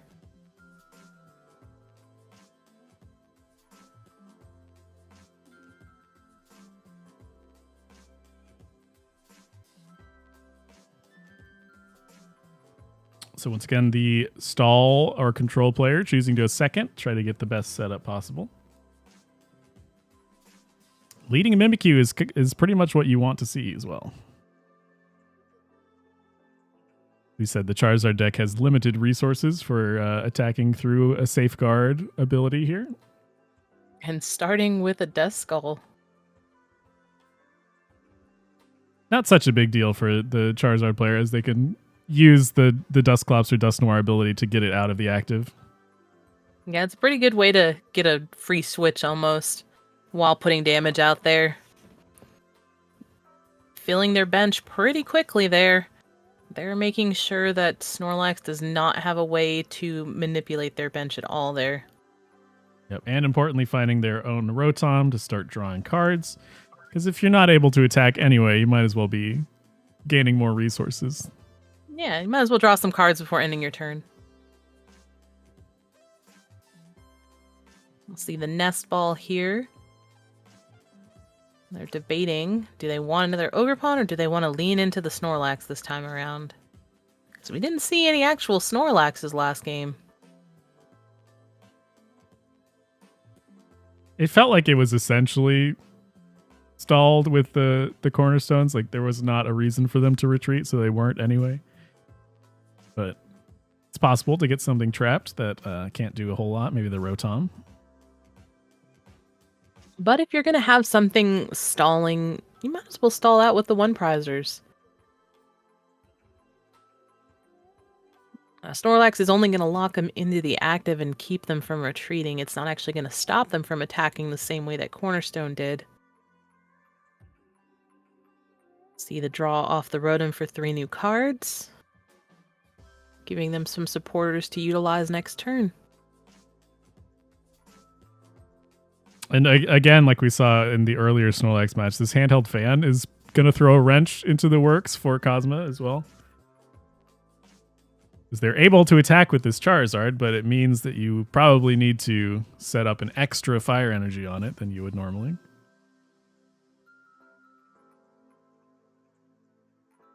But we'll see that Infernal Rain ability getting fire set up on the Charizard here.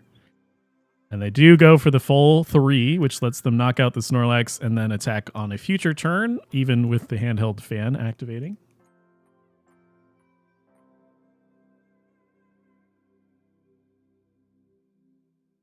We're going to see that quick search, digging through the deck, get out any card they want.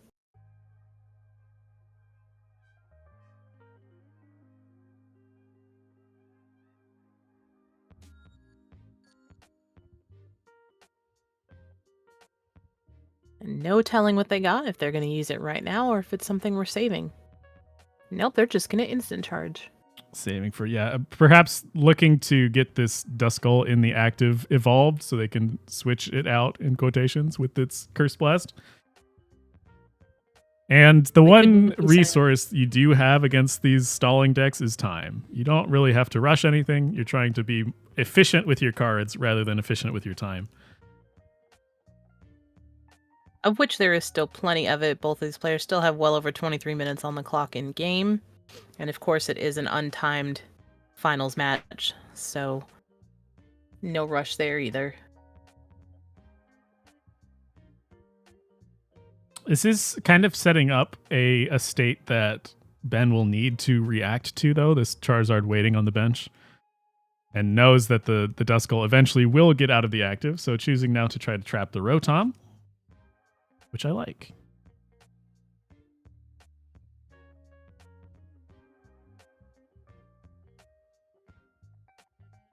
Now this will eventually prompt a Turo's scenario, I think is the only way out for this Rotom. But getting the Charizard to spend their one resource like that early is what you want to be doing as the stall deck here.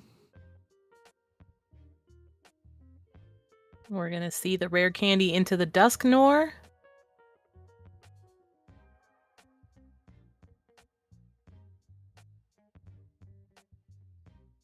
They could potentially try to remove the Snorlax in that way, but the problem is that 13 is less than 15.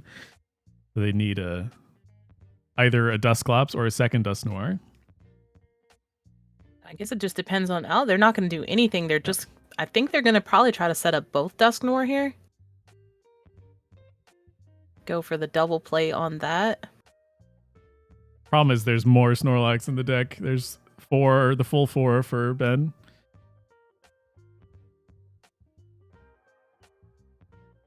Ben's got one in hand right now. He could just as easily bench it. And then send that up if they knock out the active one. I bet this Cape perhaps going on the Mimikyu to keep it safe from a Dusknoir. A little bit of hesitation there. No, we're going to go for another fan instead. I'd set up a second Snorlax with the fan.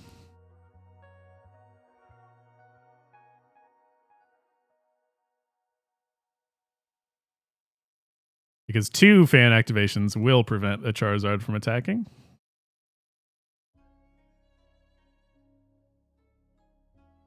But again, the pressure here... Yeah, the pressure is on Cosma to make something happen here. Which will Charizard also runs Thornton, so they could potentially switch that Rotom out with something else. They could go for the Dusknoir play and then Thornton the Rotom or a Duskull. Which now there is a Duskull in the discard thanks to that Cursed Blast. Charizard also runs 2 counter catchers. If they can get behind one more prize, they could counter the Rotom up and enable them the option to switch. It's such a crazy thought, is to make yourself behind on prizes against a stall deck by using Dusknoir on a Pokemon that doesn't KO. There's the Thornton. Going for the Lumineon instead. Charizard is in no rush here to get this Rotom out of the active. That makes a lot of sense too, though. You're able to use the Luminous Sign from the Lumineon and then get it out of the way so that it's not a liability later. It also gets the Lumineon out of your hand and into the discard to prevent an Erica's Invitation from perhaps pulling it out. And still being able to use its ability. Don't need the bird, don't need the unfair stamp, that's true.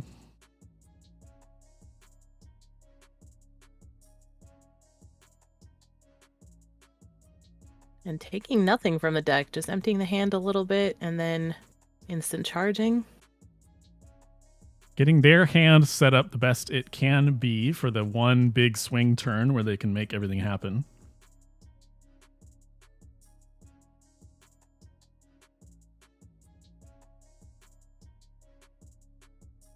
Putting the Seal Stone on the Rotom, and we're going to immediately start Alchemy. For Zerosix Machination. See that big 10-card hand? What if it were a lot smaller?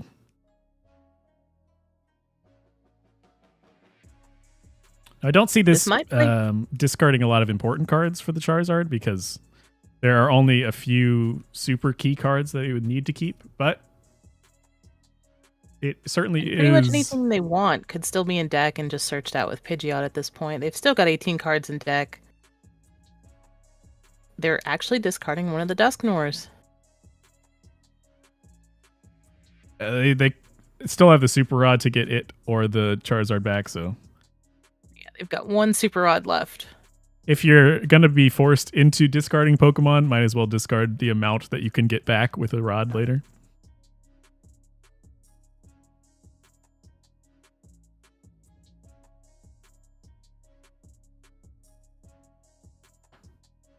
But again, that does make it harder for Cosmo to make this big turn happen. Here is the boss on the Rotom, which means that we can perhaps switch out. Going to quick search for possibly an energy to just manually attach and retreat.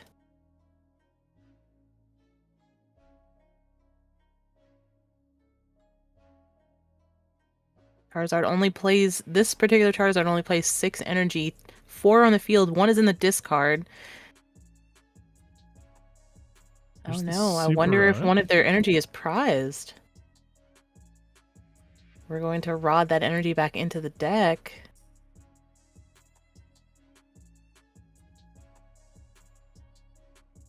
So it does look like that energy might have been prized.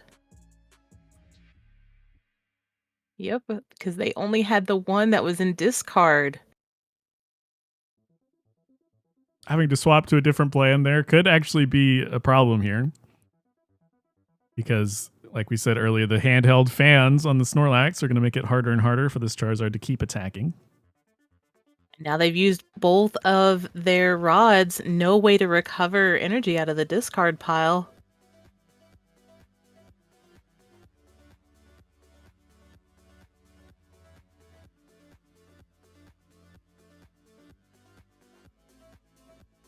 See, they're toying with the counter catcher idea here, thinking, who do I want in the active instead of this Charizard? Likely be the Rotom again, Rotom. which will prompt the Turo scenario, the final resource from the Charizard.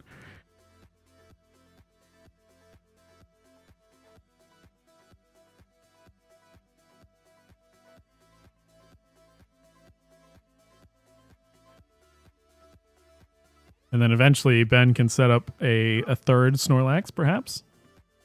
You don't want to do it quite yet because you do need these fans to hit. But again, they have some time to get the board state in the way that they want it to be. Already looking pretty good here for Ben. With both Snorlaxes with fans on the field. Clock is ticking. They're just checking all of their resources in deck, picking up the Hero's Cape and the Pal Pad.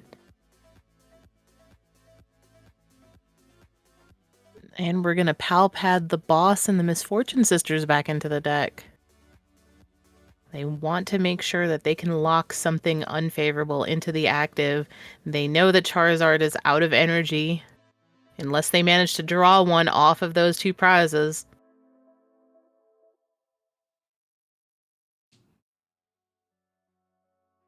Which isn't the most unlikely thing, but See the Iono play, so I'm gonna guess the energy wasn't in hand. that does also mean they're not Turoing this turn. They're just maybe they're trying to dig for the Turo. That would be very unfortunate if the last energy and the Turo were both prized.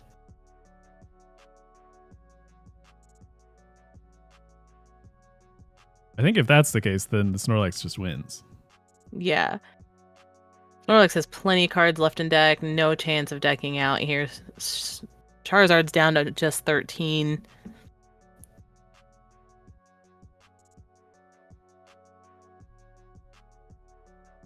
Let's see if the quick search was for the Turo. Yep, there it is.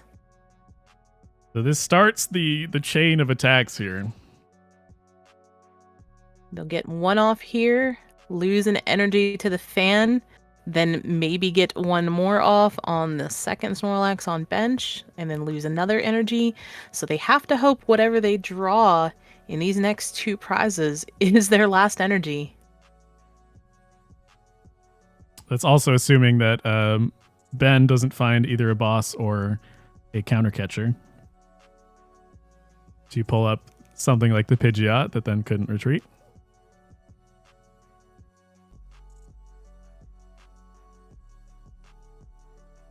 Not finding boss yet, but they have an Arven in hand. They could still dig for counter catcher.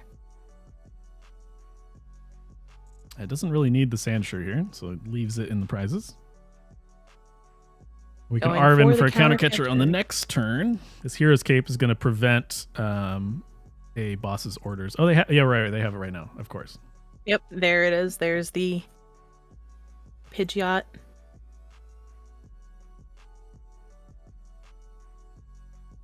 I do think that is going to be out of resources for Charizard now. Yep, use the Turo. Use the Thornton. Use it. There's not a lot left to get this Pidgeot out of the active, and not enough energy for them to keep attacking either. Unless that one they drew from the prizes was that final fire.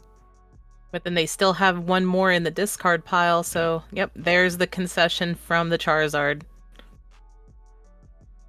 Brings it to 1-1.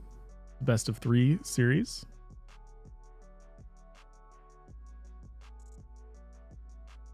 Breaking the streak here. Taking a look at the other match going on is the same matchup. Our other Snorlax against our other Charizard back in the top 8.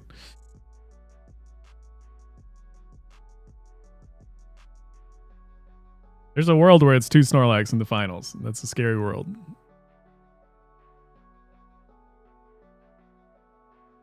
That is definitely the stuff of nightmares.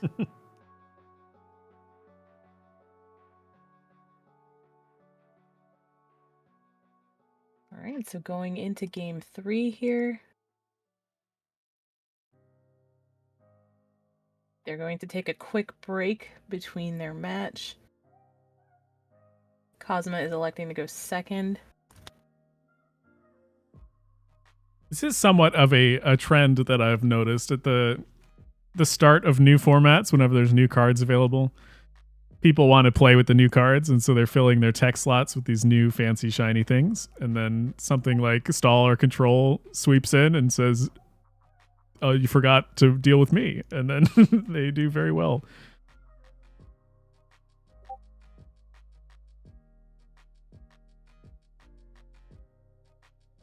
So I'm not surprised at all to see these 2 Snorlax players doing very well in our top 16 here.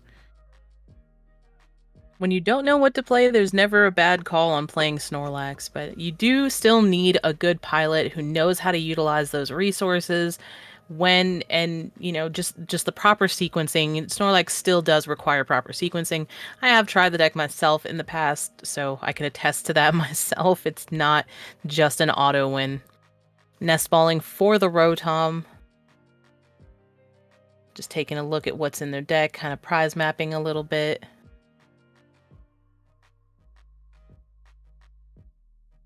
One of the fans in the prizes. I do believe 2 fans are in the prizes. They were such a big part of last game.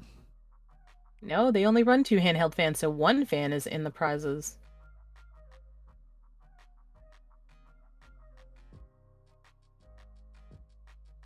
Now Cosma getting a very good setup. The Buddy Buddy Poffin, getting your Charmanders, Pidgeys, Duskulls, everything you need. But no Rotom this time, so we're going to be low on cards on the Charizard side.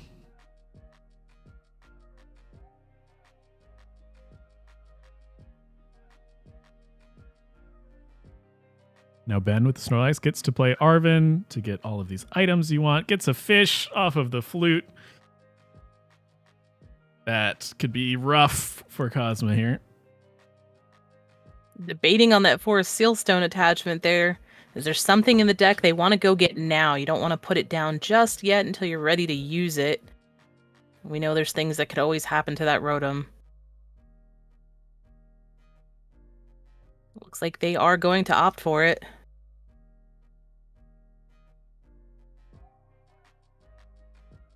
What are we searching for?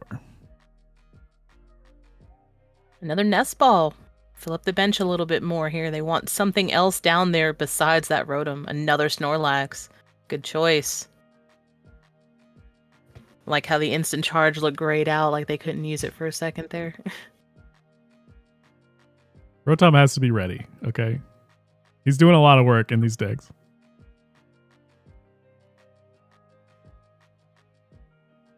Cosma gets an Arven of his own. for his own Forest Sealstone, which can go on that fish at the very least. Got the Dusclops on the field now. But do they really want to leave this fish on the bench long term after what happened last game? But it's the only option right now for the Forest Sealstone, so gotta utilize it. Getting the rare candy into the Pidgeot. So now they have access to Quick Search. This could set them up for a Charizard if they already have one piece in hand and they just need to fish another. No, I guess they're not set up for it yet. Only 1/2 of the combo. Yeah, you'd have to imagine this Lumineon is eventually being Thorntoned into a Duskull or something like that, like last turn. We see the Erica. Is that what they're going to play right now? Try to put something else unfavorable onto the bench? Nope, nothing in hand to harass. But they do know that the Charizard's in hand now, so we'll probably see a Quick Search for rare candy next turn. Yep, assuming that your Snorlax perhaps is getting knocked out this next turn, which you're kind of okay with. It puts on your counter catchers. Of which they have 2 in hand, so give them a chance to put that Lumineon in the active.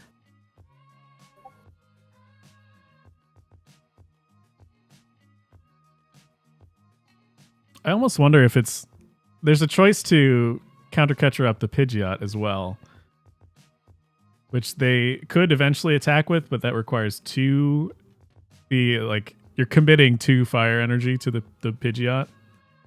And we know that Charizard does have the Thornton, which can get rid of the Lumineon into something more useful. Put it into a Duskull, which they could Dusclops away at some point. We're going to see the 3rd fire energy actually go onto the bench Charmander. They did this last game as well, and they ended up being 1 fire short, so it's interesting choice. I guess, if you don't try to set up a second Charizard, then that Charmander gets stuck in the active somehow. So we're taking a knockout on the Dusclops for only 5 damage counters on that Snorlax, which will still put it in range for another play later from a Dusknoir. This allows them to take out the Rotom as well. I was going to say using the Dusclops there and then knocking out a Snorlax turns off your opponent's counter catchers. But now taking 2 prizes from the Rotom does mean that you're once again behind on prizes, so the counter catcher is active.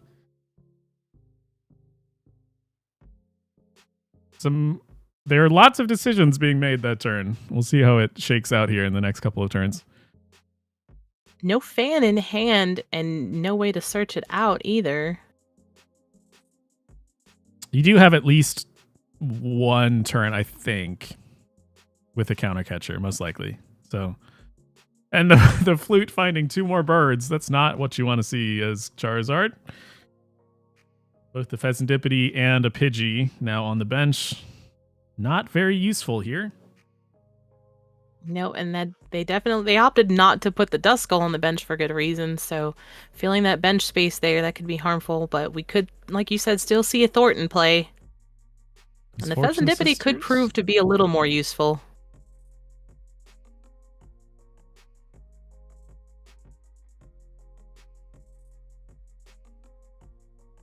But now Ben has this Cornerstone Mask Ogerpon, which currently there's nothing on the board that could do damage to it.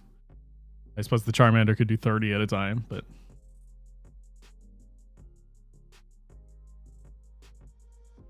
Ben thinking about what to pull up with a counter catcher.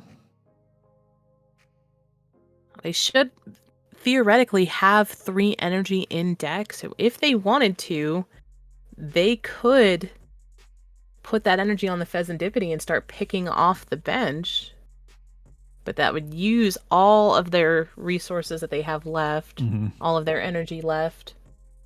And then Ben just wouldn't bench another thing that could be knocked out, and then you'd be ended up with the Cornerstone in the active. And they could still boss or counter catcher around the Pheasantipity.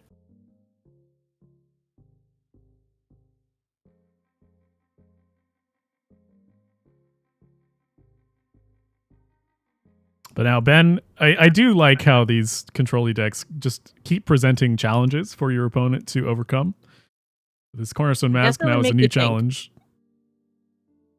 How is Charizard going to find a way to either get around this or get rid of it somehow? Yeah, there's no sleeping at the wheel when you're up against a Snorlax stall deck or even, a control deck in this format. You definitely have to be firing on all cylinders and thinking with all of your brain on these matches. There's just always something new around the corner you have to work your way around. Ends up putting the fan on the Cornerstone Mask, so this makes it Yeah, even I did harder for not you to see attack that. into it. Definitely didn't see that one coming. So, I mean, that does make the Pheasantipity play look a little more beneficial, so you're attacking around the Ogre.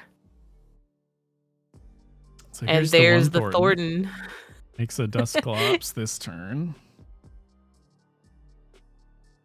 But again, to try to knock out the Cornerstone, it requires 2 Dusknoir. Okay, the bird can go away now. That's very good. They get the Luminion off the bench. The Collapse Stadium. Keeping the more useful Pheasantipity there. So we are out of the worst of the liabilities, it seems. They can still get rid of this Dusclops. And then it looks like most of their liable Pokemon would be in the discard pile at that point. Nothing for them to really flute or Erica onto the field.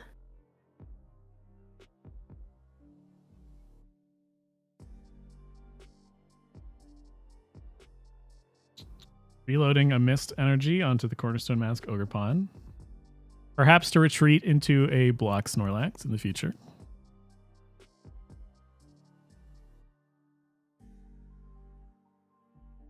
Because the Pheasantipity is damage, right? It's not an effect. It does 100 damage, yeah. Right, it does 100 damage to one of your opponent's Pokemon, so they can snipe the bench with that, because it's any Pokemon.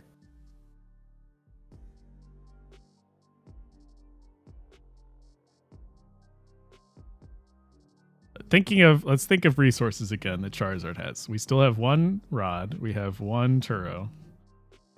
We have 3 Fire in deck, hopefully.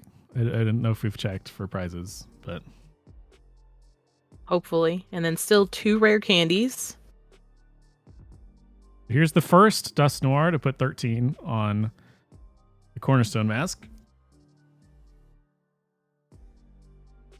I'm surprised they decided to put the 13 there instead of going for the Snorlax. But I suppose they would rather take 2 prizes off of this Ogre instead of 1 prize off of the Snorlax. There's lots of things that can deal with the Snorlax just by attacking, but there's a lot, like the Dusknoir is the only way to remove the Cornerstone Mask. And not taking the knockout on the Snorlax keeps them out of range for the counter catcher as well.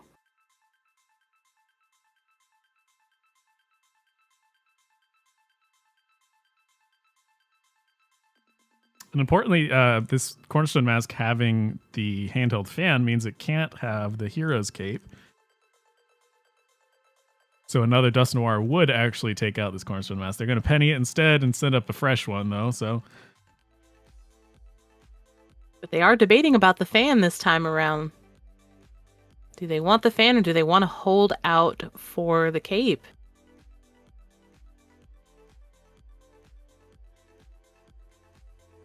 It's probably still worth using, yeah. Yeah, it's still annoying enough. And with Charizard running such a limited amount of energy in the deck, that fan poses a real problem. Especially now that I've read the card and I know what it does. It's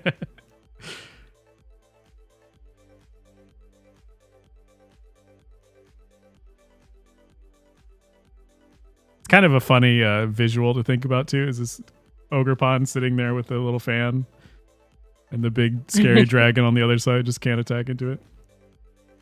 He's just scary dragon trying to breathe fire at him and he just blows at him with the fan.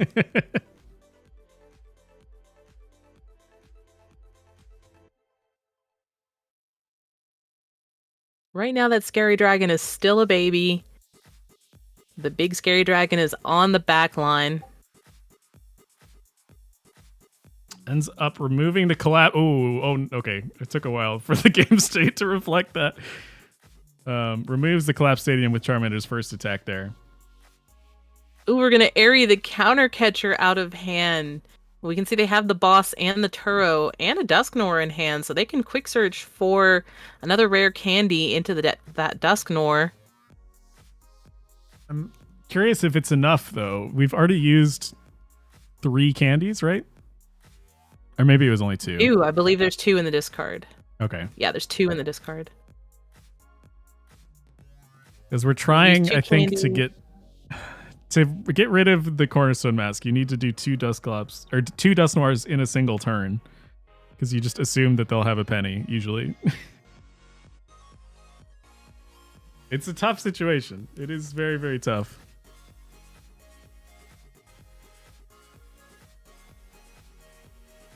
And we really see the lack of Rotom on both sides now, but the amount of resources that both players have access to is a lot less than last game.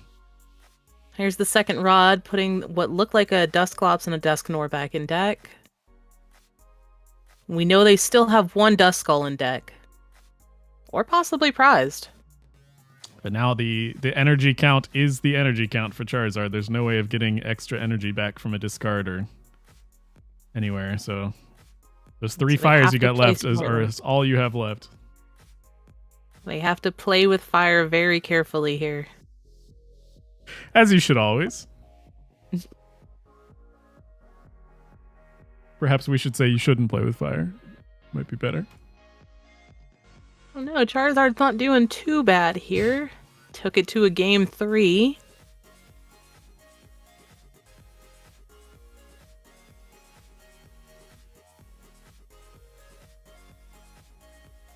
Doing a quick search here. Charizard still has a pretty fat deck there, 23 cards in it, so could still have enough resources there to get through this. See the rare candy into the Dusknoir. Gonna use Curse Blast to take out a Snorlax, puts it at 3/3 prizes.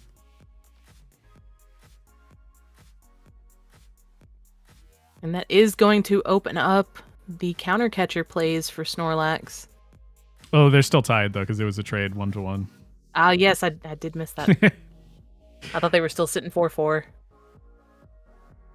All these extra prizes going around with no one attacking, you know. Right, Dusknoir giving up a free prize, so...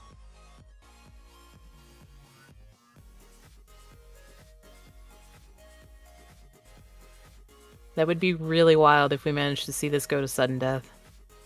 Since they managed to just keep taking prizes simultaneously.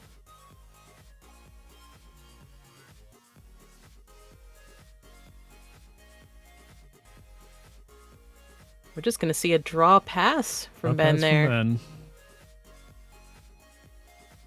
Again, the Cornerstone Mask is a problem that Charizard has to solve. Whether that's getting around it. But Ben doesn't have to bench any more Pokemon. He's got 2 prizes on the bench, and then they would have to take another one. So Now, Charmander does only have a 1 retreat cost, but if he does discard that fire energy to retreat it, he is out of energy at that point. We could see the evolution from Charmander into Charizard if he wants to maybe retreat it, send up the Fez, rare candy into Charizard, accelerate all 3 energy to Fezandipity, and then he can start picking off the bench. But then if we see a later counter catcher or boss play around that Fez, I think he'd be out of options. I think he has 1 Turo left in deck. I do believe Cosmo still has a Turo, yes. So if he could Fezandipity around the Cornerstone... It's still, there's not enough Pokemon to take out to get your 3 prizes is the problem. Yeah. He really needs to lean into these Dusknoirs at this point.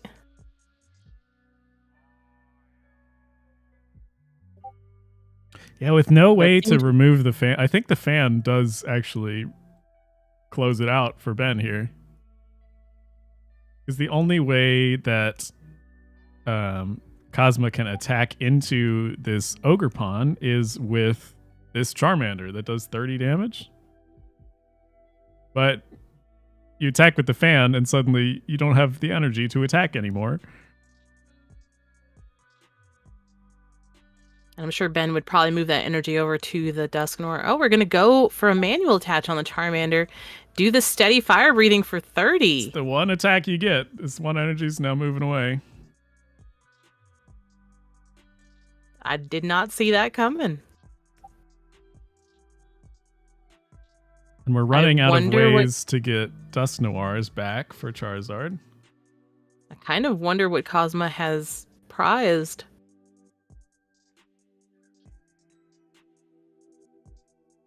Because now that energy is on the Duskull, if he's going to utilize that ability to place some damage counters, you're going to say goodbye to that fire energy as well.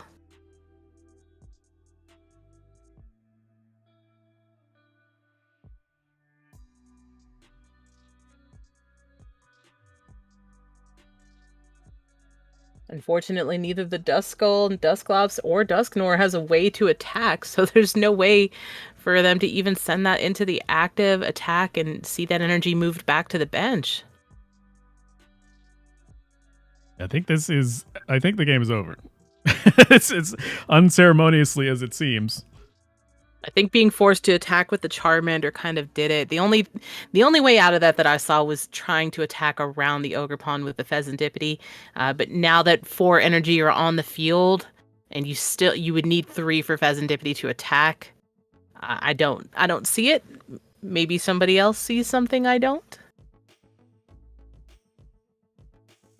Well, he said the Cornerstone Mask, people have realized that it is quite the block here.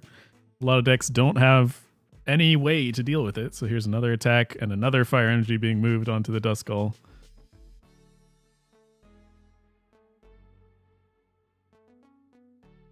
And they have access to one more fire for one more hit of 30 damage. Which will eventually, I suppose that's enough to then Dusknoir take out the one. They could Dusknoir take it out now. But not quite. Because it's only 13 damage from the... It is only 13. So, yeah, they still need one more damage than Dusknoir, but that will leave Charizard at 1 prize and no real way to take it. And with this penny draw, they can set up another fresh fanned Ogerpon if they want, or just leave the 310 one active. By the time that Charizard has used all of these resources to try to make this Dusknoir attack happen, they have no follow-up afterwards. So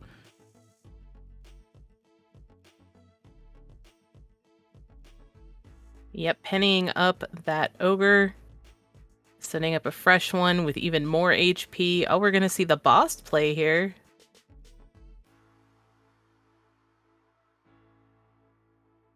Into a Snorlax. I kind of wonder if they didn't mean to maybe retreat first and then pull up the Snorlax. I mean, they're just going to start attacking with this 30 damage, which they could take out a Snorlax eventually, but... There's all 6 fire energy.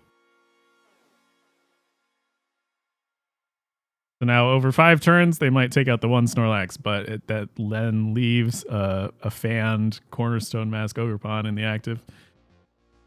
And this also works just as well. Boss's Orders up the Pheasantipity. They do have access to Turo for one more turn of attacking, but you have to imagine Charizard is all out of resources here. We see all 6 energy committed to the board, out of ways to attack, and these 2 Cornerstone Mask Ogerpons are going to make it nigh impossible for Charizard to come back. Yeah, I don't see a way out of this for Charizard at this point. They're gonna maybe be able to get that Charmander back into the active or something else to attack Snorlax, but as soon as that Cornerstone Mask comes up, there's just not really a way around it. One's got a fan, one's got a cape. I'm sure they'll send the fanned one up and then just keep sending that energy back off of that Charmander. Now, Charmeleon should still be in deck as well. But I believe Charmeleon actually discards an energy off itself. Nope, combustion just does a flat 50, Yeah, so... but the problem is the Charmeleon has an ability, so it can't attack into the Cornerstone Yeah, Mask. can't attack into the Cornerstone, so... Silene, all we need here are pennies back, and we get at least one heads.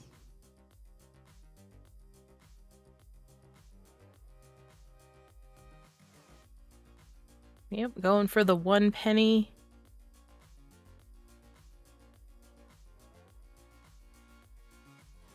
Back on top of the deck. I think you just wait it out.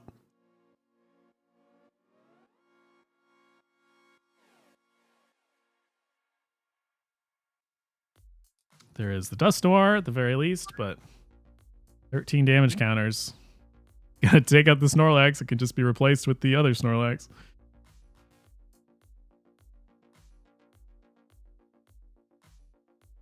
Finds a penny from the prize anyway.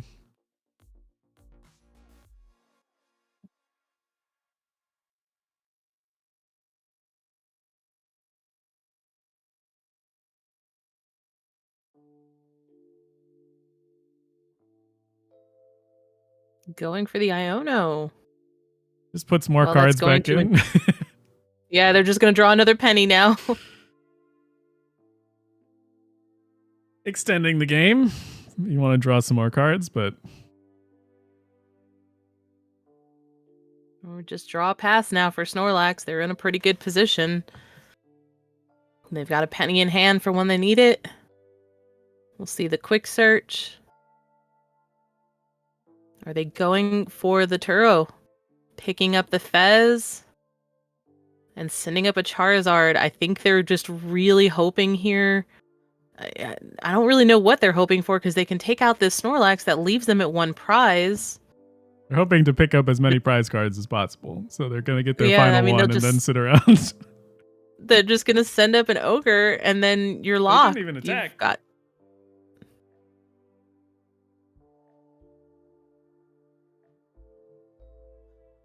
So now sending up the fanned Cornerstone Mask Ogerpon.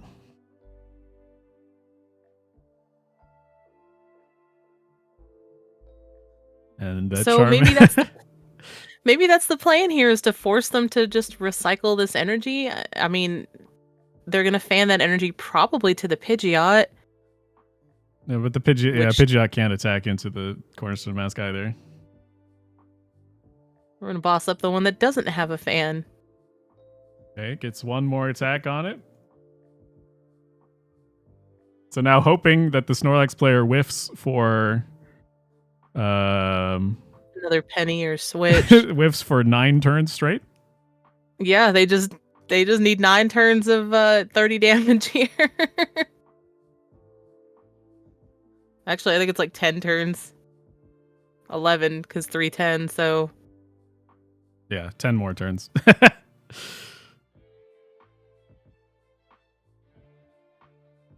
11 turns of whiffing a penny. I wonder Or if the that's Mist a Energy does it possibility. too. It's only got 1 retreat, I Yep. believe.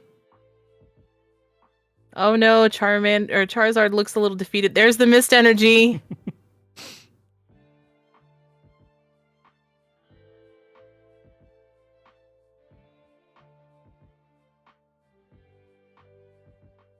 And retreat into the fan one.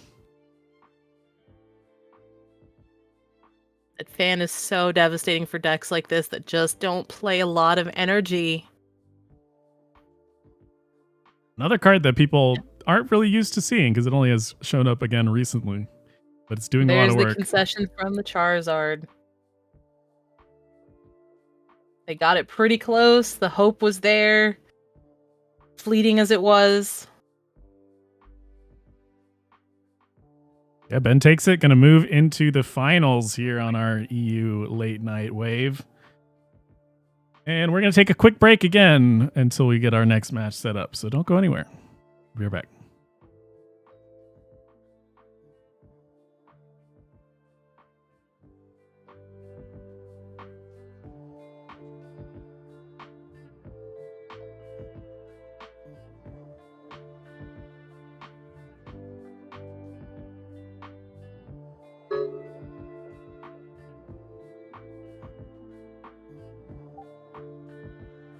Snorlax is mean.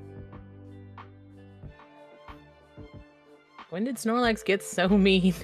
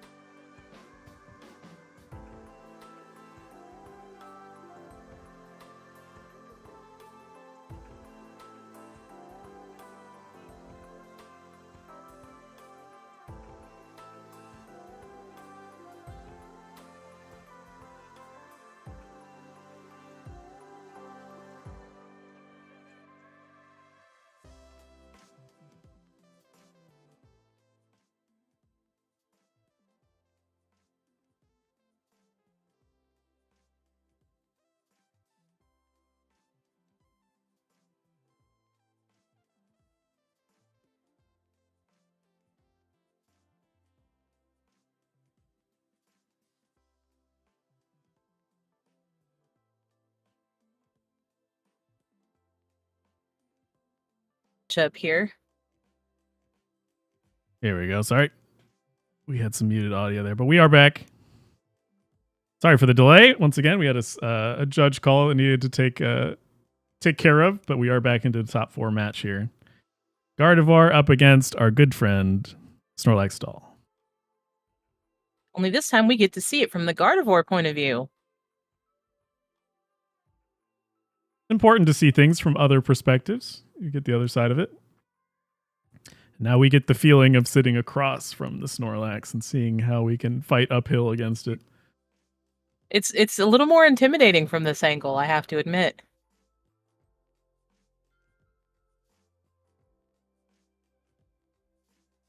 So not the best first turn here from Smoldavra. A Fluttermane with a single manual attach.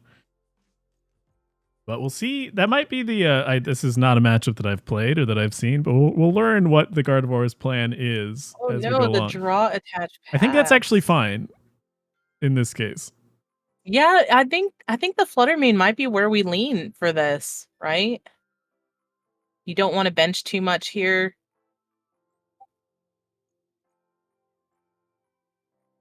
I'll pull up the deck list so we can take a look at all of the options that both players have. But yes, the Cornerstone Mask Ogerpon that we saw do so much work against the Charizard is a little less good against a Gardevoir because we have access to things like the Screamtail or the Drifloon that both don't have abilities and can then damage the Cornerstone Mask. And for now, with this single Fluttermane, we can start Hex Hurling.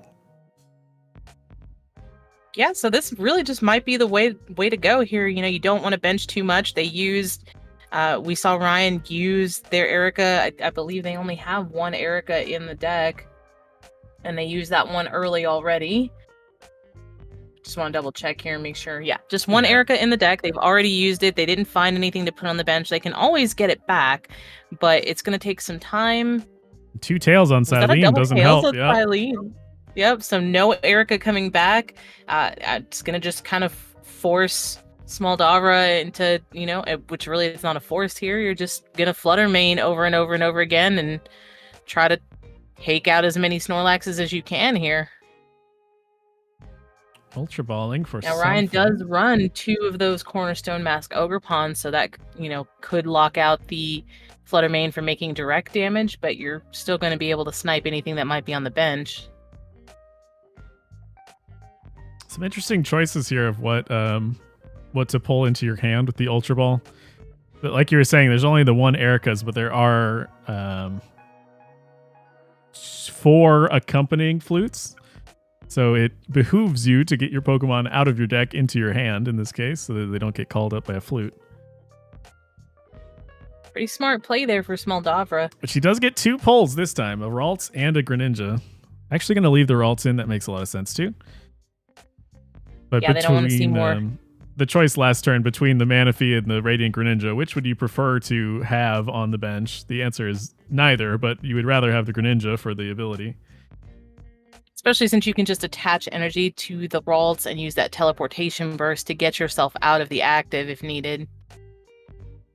So we go another Hex Hurl, pre-attaching that dark energy to remove with the fan activation here.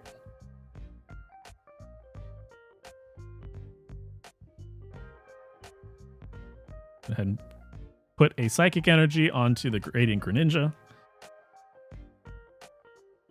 You would slightly, as the Snorlax player, slightly prefer it to be there, as it could potentially be an attacking Pokemon if it's on the Ralts. Again, a whiff on the Misfortune Sisters, and then not a lot of Pokemon coming down here, so the Snorlax is going down this turn. We're going to Refinement, getting that Manaphy out of the hand. It's a smart use of the Refinement, getting those basic Pokemon out of the hand into the discard pile, where you can't see them fluted or Erica'd onto your bench. Yeah, the setup from Ryan is not what he likes to see, is the Snorlax. 1 card in hand, no ways of drawing extra cards. You're losing your Snorlaxes to these Hex Hurls.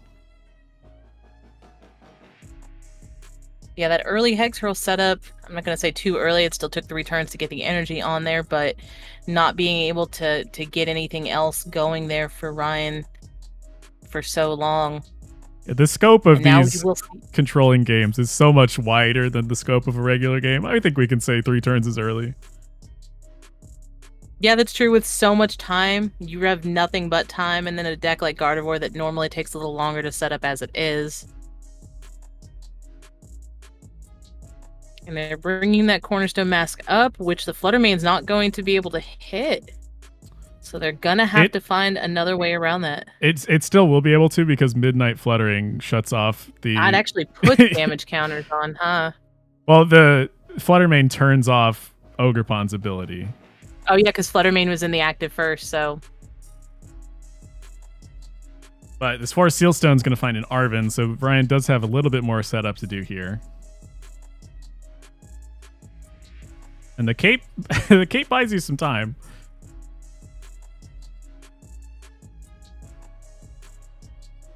Now setting up the Rotom so we can draw into all of the tools that Snorlax needs to try to remove your attacking capability on your opponent's side.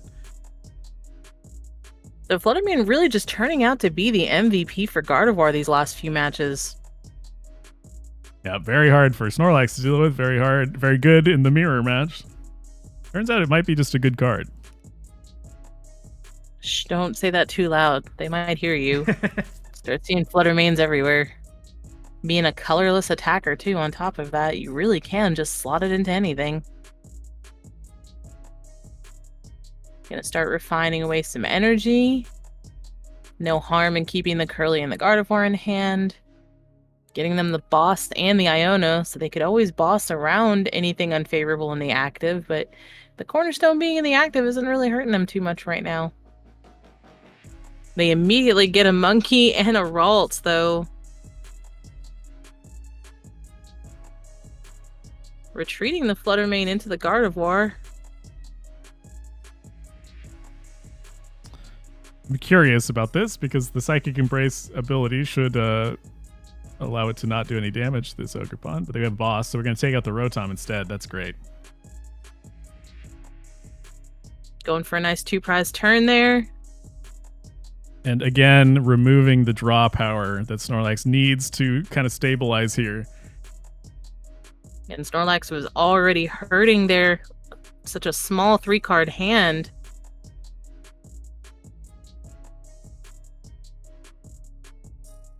And importantly, too, now it is some extra damage counters that you can move with the Monkey Dory to make your shorten the clock on taking out this Cornerstone Mask Ogerpon a little bit. And we've seen Monkey Dory be utilized as an attacker too, so getting locked in the active is not the worst thing to happen to it. Really, I think the worst thing to get locked in the active at this point is probably that Greninja. But it already has 2 energy on it that can be used to retreat.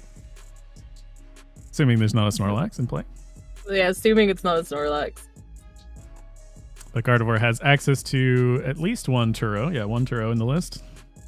Just 1, though. That's really the only thing they've got. But if they Turo that back into hand, they could always refinement it away into the discard pile so it doesn't end up on the bench again. So leaving a Bravery Charmed Snorlax in the active, which is 10 more HP than Miracle Force does. Would force maybe the Monkey Dory this turn if they want to take out the Snorlax. Which is kind of what Smoldovra was probably wanting to do anyway. Seems like they're thinking about it. They do have the Dark Energy in hand, so we could see the Monkey Dark Energy attach, move the damage, and then take the knockout on the Snorlax. That would put the Ogerpon in the active. Gardevoir could then retreat back into the Flutter Mane. We could see more damage moved, and well, we'll just have to see how this plays out. Leave it as it is, which is also, it's a fine play as well. It's probably smart to attack first and then move the damage next turn. It gives you a chance to put the Flutter Mane in the active first.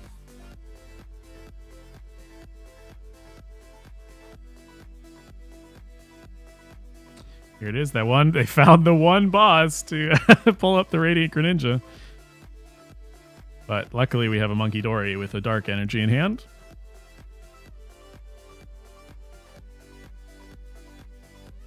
So doing it this way now also kind of forced, I would say, this boss's orders out of Ryan.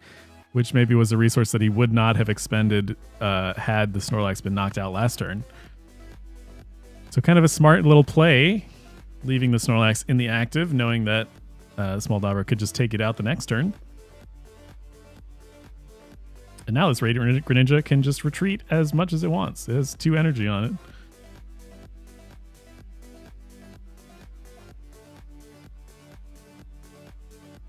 Gonna see the Arven here, just kind of take a look through the deck, see what resources they still have available. Still lots of basic Pokemon in there. Just going for the Buddy Buddy Poffin, not actually taking a tool. Smoldava kind of wants to leave their deck a little thick here. Going for the Psychic Embrace to the Flutter Mane. We can start Hex Hurling once again. Are we going to Poffin? We are. We're going to Poffin. That fills the bench.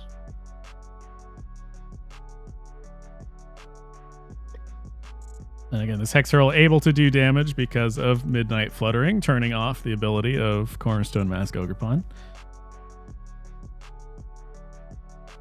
And now Smoldava looking to either just keep pinging away 90 at a time on here, or perhaps eventually get to a place where they could knock out the Cornerstone Mask with the Drifloon, a Balloon Blast. Got 210 health left, so it would need 7 damage counters on the Drifloon right now, which is not possible currently. Yeah, they would need a Bravery Charm or something on there, which they run 2 in the deck, but they opted to not take one with the Arven that time around, so I don't know if they're just going to look to keep picking away with this Flutter Mane here. Yeah, they've got time, Ryan and there's nothing stopping this Flutter Mane, so... Yeah, Ryan's just struggling with draws there, gets that Rotom back on the bench for some more cards, but Moldava's got a nice big hand here with lots of resources, plenty to utilize.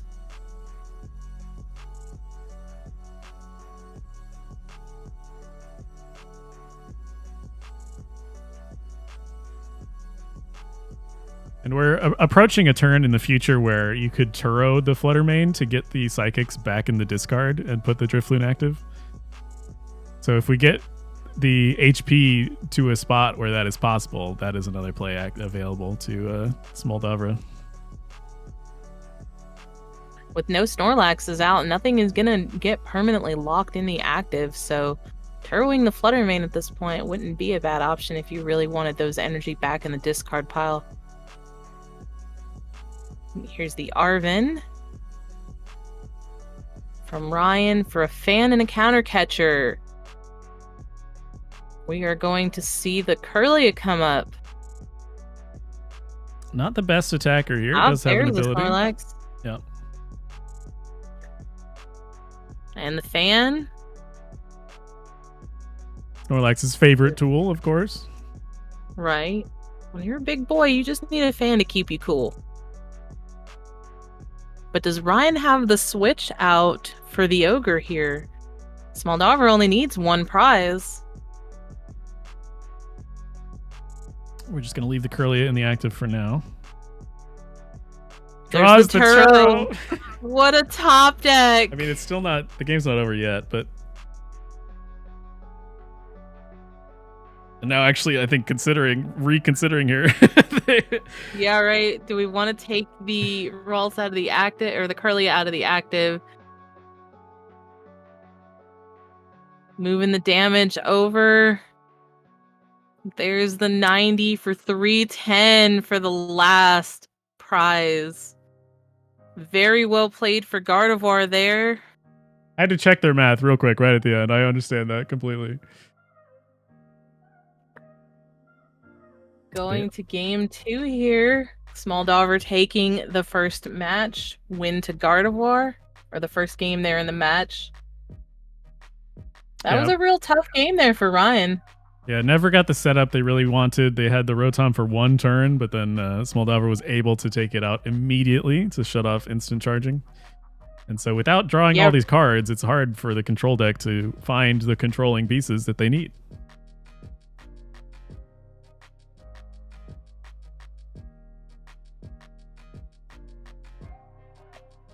So let's see if Snorlax can get a better setup this time around. Yeah, it's pretty rough to have Manaphy as your opening here as the Gardevoir. You want to limit these trappable Pokemon as much as possible, but if you're forced to start as one of them, then the Snorlax is that much more powerful. Yeah, that's a pretty rough start there. Definitely not doing you any favors, but having a Rotom start too. Got your draw power, but at the same time, it's in the active. That's not really where you want the Rotom to be.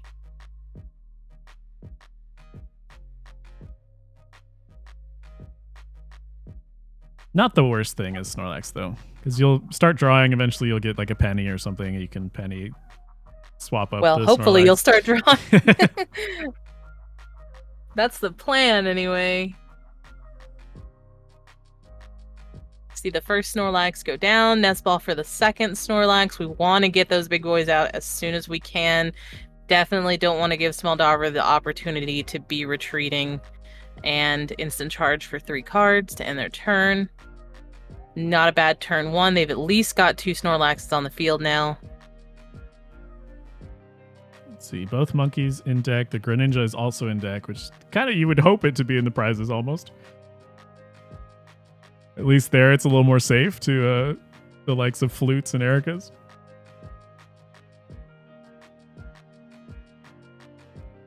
Gonna Arven for another Poffin, and possibly the evolution here. The evolution's a little scary because it means that Manaphy is staying in the active to use the technical machine. Because you do have kind of this turn if you wanted to retreat it before the Snorlax is active. We'll see what the choice is here. Bench full of Ralts. This looks like a regular Gardevoir game. This doesn't look like the last game at all.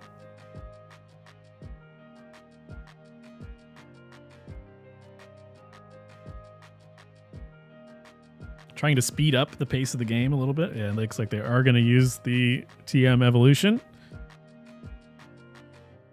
Like you said, it's a little scary to think that Manaphy is going to stay in the active. I think they're just hoping that Snorlax doesn't have the penny. But they did only go for 1 Kirlia. Was there only 1 left in the deck? Wow. Oh, wow.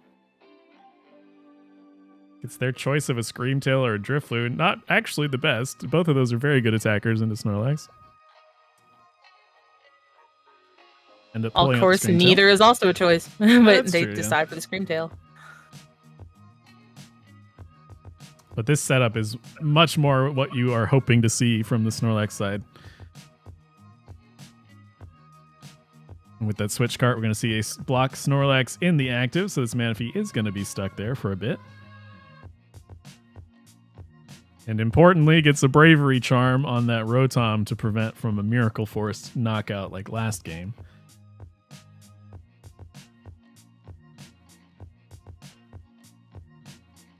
Suddenly, this is looking a lot worse if you're the Gardevoir side of things.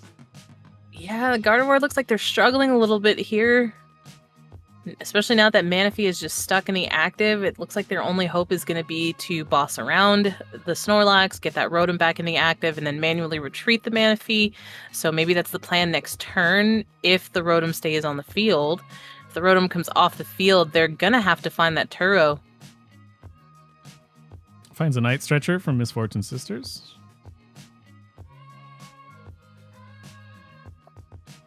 So yeah, Ryan, just keep drawing all of the resources they need with this instant charge. Drifloon in the hand. No, they're just going to pass. They're just going to wait it out a little bit until they have possibly that Gardevoir. Yeah, because you have to think about your resources in games like these because you have a limited ways of getting around the block. So the turns that you are using your ways to get around block, you have to also accelerate your game in that same turn. Because if you just get around the block and then don't take any prizes, it's almost the same as if the block were still there. So trying to combine in a turn where we can both retreat and then knock something out or increase, progress our gameplay in that way.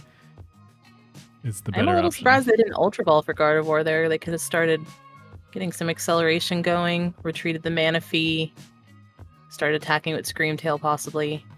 They don't want to see that Rotom come off the bench though, because then they have no way to boss around the Snorlax.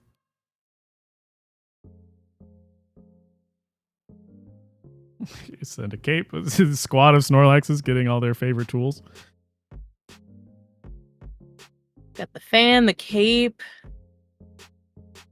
Curly is going to refine away the Drifloon. So one less Pokemon in hand, and then we're just going to pass again. I'd like to know what Smoldaver's plan is here in the long run. Where do you think they're going with this? We're just hoping to just draw into the Gardevoir instead of searching it out? Maybe. Let's see. There's no vacuum for Smoldavra either. There's no way of removing that charm to try to knock out the Rotom.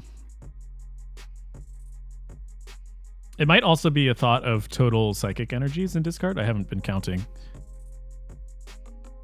I'm going for the Iono. They pulled the Gardevoir now. And another Kirlia, but they're not going to use the Kirlia either. I wonder if they're just trying to get Ryan out of resources here. That was a fat misfortune, sisters. They lost a lot of cards there.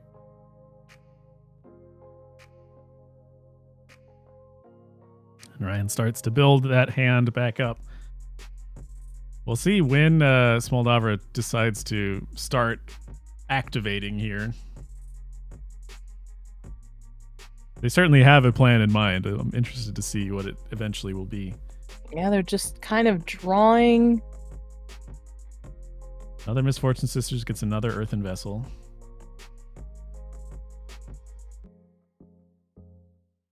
We are running lower on the total cards on the side of Gardevoir. Time for an Arven. Yeah, Arven for Ultra Ball and Devo.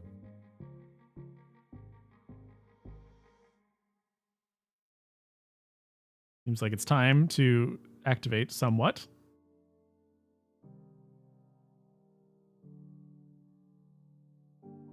He wants all of these basic Pokemon gone. He wants them in the discard pile. So maybe that's the long plan here, is to make sure there's no more basic Pokemon in the deck or in their hand, and then start activating. If there's nothing for them to lock, because they can't lock the Ralts either. The Ralts has Teleportation Burst, so that could be why we're not seeing any more Ralts get evolved. We just get the one Gardevoir on the field once all the basic Pokemon are gone. So they need the Turo as well, in that case. Are we going to Iono? Really?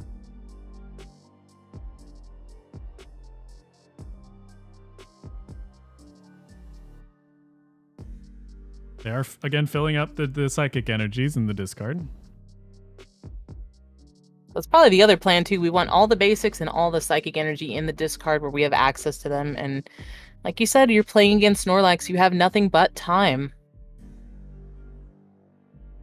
I don't know what their ideal board state in that case is, though, then. Because you need an attacker that will start doing damage. The Miracle Force is enough to knock out the Snorlaxes. But with the fan and the cape, I don't know if you have the turns.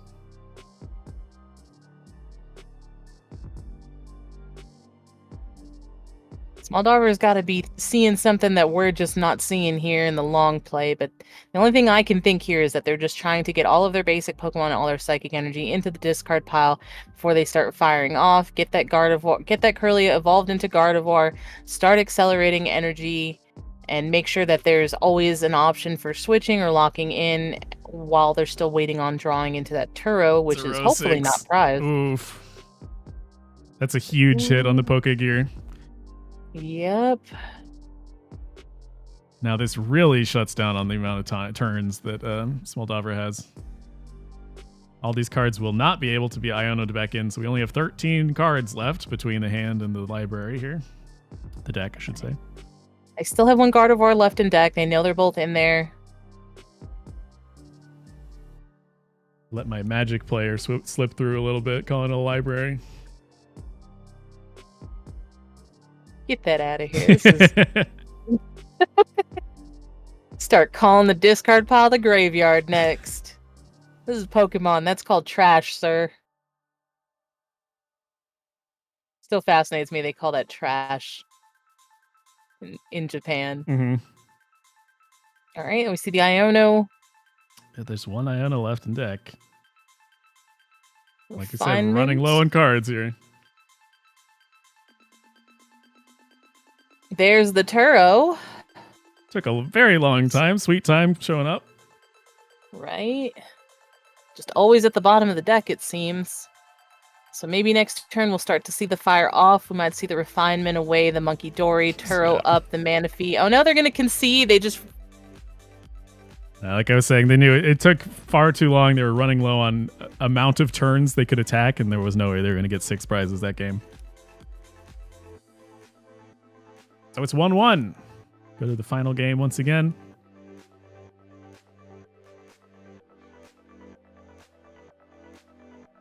Hopefully not starting a Manaphy if you're Gardevoir. That's your hope. Yeah, that was pretty rough. I mean, that Manaphy was just stuck there the whole match, and it took way too long to get into that Turo. But the good news is these games are going by pretty quick for Snorlax games. I mean, for that being a Snorlax Gardevoir game, that was, those last 2 games are pretty quick. Yeah, they both understand the pathways out that both decks have, and they're playing it to the best of their abilities. Starting with the Monkey, that's A-okay. Yeah, that is definitely a better option to start with than Manaphy this time around. Can easily attack, Mind Bend for 2 energy only. It does 60 damage, which will eventually start taking knockouts.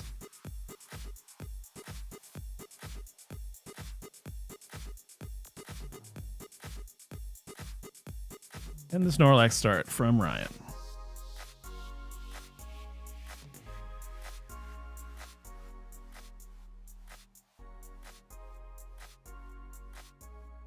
Smoldover also choosing to go second in this game. Access to Arven as soon as possible.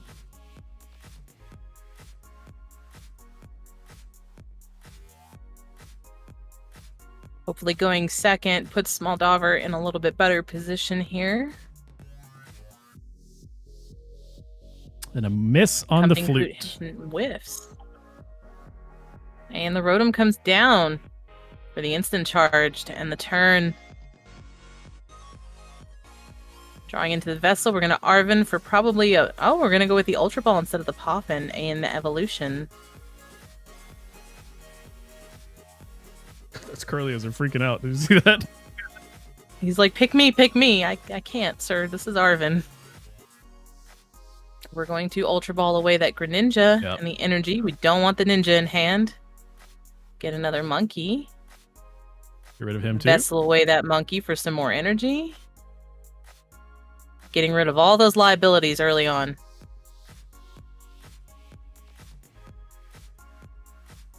We can hold on to the second Vessel in case we draw another liability that we want to get rid of. Looks like they're debating on the Nest Ball play here. Probably would find another cheaper attacker like the Flutter Mane or something like that. Or the Teleportation Burst Ralts is not the worst idea either. I've seen that Flutter Mane be MVP a few games now, but they're ultimately choosing nothing. They're going to just leave this Monkey Dory active. I can start Mind Bending next turn. Of course, it does have the ability, so Cornerstone Mask will start to be a problem for it eventually.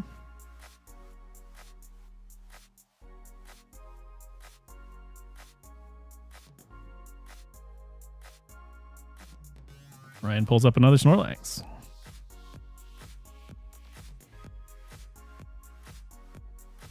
Arven from their side can go get perhaps a Forest Seal Stone if we need to find any other card. It's going to be the Fan we're instead. going to go Flute and Fan. hoping to hit something. Yes, does hit the Ralts so that the fan can actually be useful. Not the worst thing for Snorlax to end up with on their bench. Drawing into another Ralts. Oh, looks like we're going to go with the Evo. So taking a turn off of attacking to maybe go into the Gardevoir instead. Well, now we've got the Refinement Curlia on the bench. Can start using that to discard liabilities out of our hand. There's the Airy. They're probably going to discard that Nest Ball and Earthen Vessel. Yep, Yeah, there losing they the go. Vessel hurts a little bit. Getting a peek at their hand, too. They saw they had the Gardevoir and the Ralts and the Psychic Energy. We'll probably see something, either the Ralts or the Energy discarded.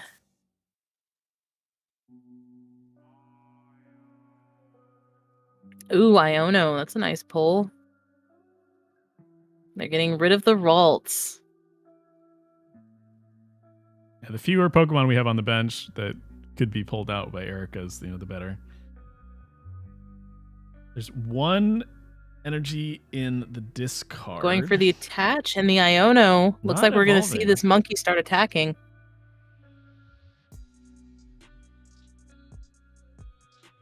That means this one Psychic is going onto the Curlia here.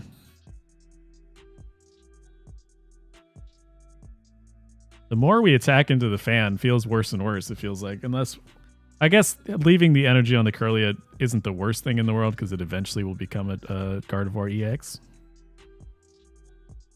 Yeah, and then you don't have to worry about the energy being in the discard to accelerate, but having that damage on the field makes the monkey a little bit more useful.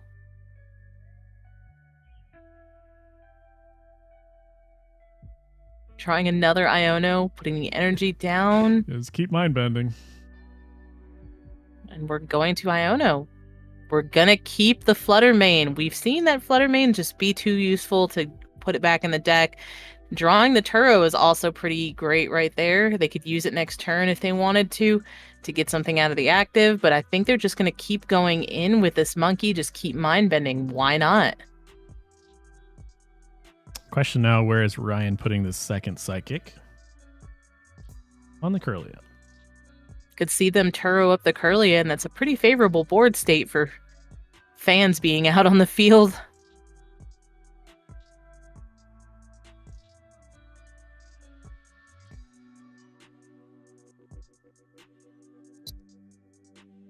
Erica's going to miss because we have discarded all of our Ralts through refinements. But gets a look at all the resources currently available to Snorlax. And that was their supportive return, so just gonna instant charge to end here. Snorlax is making this as difficult for Ryan as possible. Ultra Ball away those Poffins. We don't need them. Get rid of the last Ralts that perhaps could get pulled out by a Flute. And refinement that away. Keep it safely in the discard.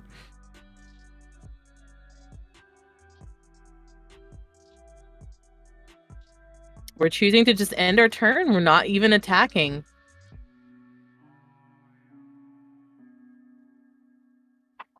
I guess waiting until we could knock out the fan Snorlax with an Adrena Brain in a future turn. So we need to find the dark energy first. It gives Ryan some more time here. There's a second fan for another Snorlax. Flute, as we know, is not going to find anything anymore.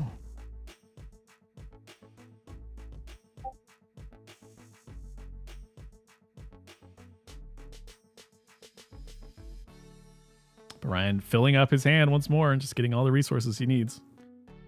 And there's our Gardevoir. We're gonna Arven for Heavy Ball. And Looking for Devo, we want to just take a look at Drifloon, I what's in our guess? prizes. Taking a Manaphy out.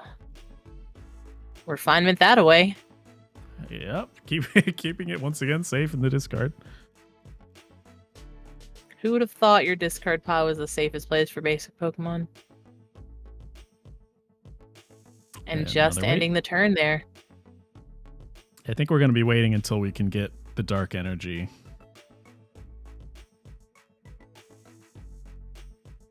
Gives Ryan kind of a lot of time to get his hand situated as best as he wants. Got 1 heads on the Silene there. Looks like they're putting the flute back in. Think they don't know that there's no more basic Pokemon to hit. There's the 2. They're looking for the Screamtail or the Drifloon, but we, on our side, know that they're in the prize cards. Hurrow up. Okay, gonna take out the Snorlax with a slap instead is fine. That does force the energy to go to the Flutter Mane. Which is kind of where you would prefer it to be, I think. I suppose it's a May. The fan, you could not do the fan, maybe? Does it have to happen? Start picking away at the Snorlaxes now. Okay, the fan does have to happen. It's not a choice, actually. Yes. Even if there's a KO. See, I told you I went back and I read it this time. Reading is the most important skill that we have. And it's hard to do. Rule number 1, RTC. Read the card.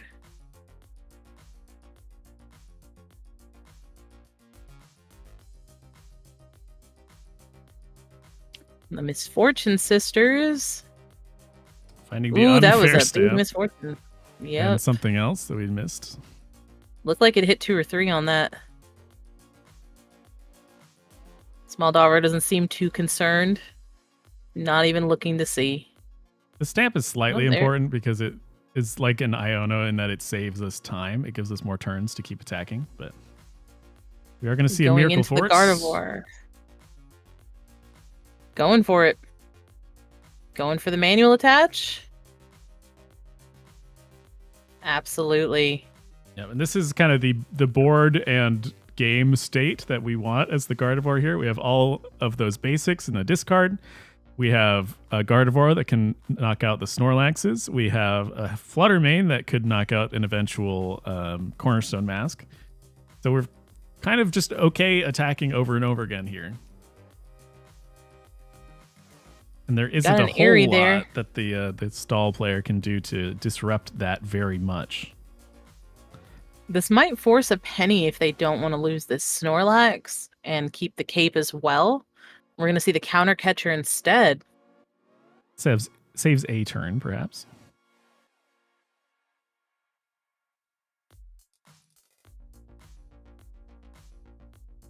There is enough energy in the discard pile. They can still... Yeah, I guess so. Psychic Embrace to that Flutter Mane. Curious then what the point of this counter catcher was. That they would prefer them to be attacking with the Flutter Mane instead? Psychic Embrace 2 energy to Flutter Mane, attack with it. That'll take the KO on the Snorlax and spread some damage onto the bench. Here's the Seal Stone. To dig for something. Something specific we want.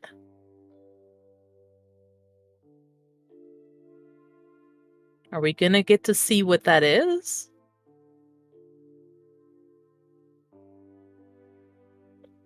Switch cart heals 30. It still puts it in Hex Hurl range.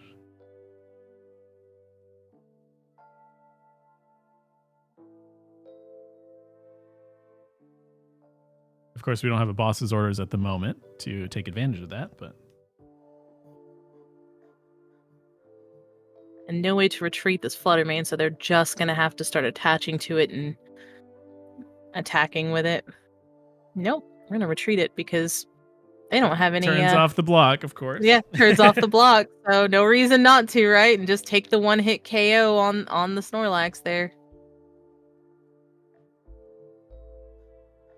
I wonder if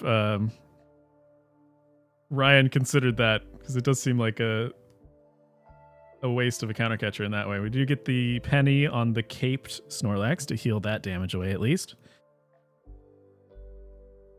Now we can put it on the active one to prevent it from being knocked out by a Miracle Force.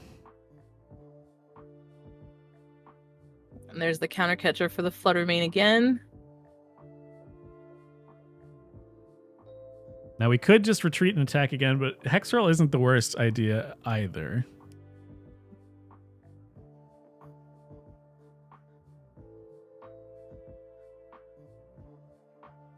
Well, that looks like the plan here. We're just going to retreat and attack again. And why not when you can't lock that Flutter Mane in the active? This is a pretty good board state here for Smoldover. They've got their big attacker, and they've got Flutter Mane who covers all the other bases. Yep, so now it's trading 20 damage per like countercatcher boss from the Snorlax side. And so who runs out of those resources first, we'll see. Whether it's health on the Flutter Mane to keep retreating or amounts of switch outs from the Snorlax side. They can always pop that Bravery Charm on that Flutter Mane, give it a little bit more HP. It's another countercatcher. I think that's 3 now they've used. I'll add in the 2 pennies. We are running low on cards on Gardevoir's side. We have the 1 Iono in hand to kind of refill the deck. Eventually.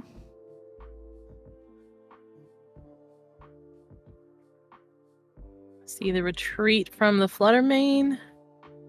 Eventually that Flutter Mane may just be forced to be stuck in the active and attack.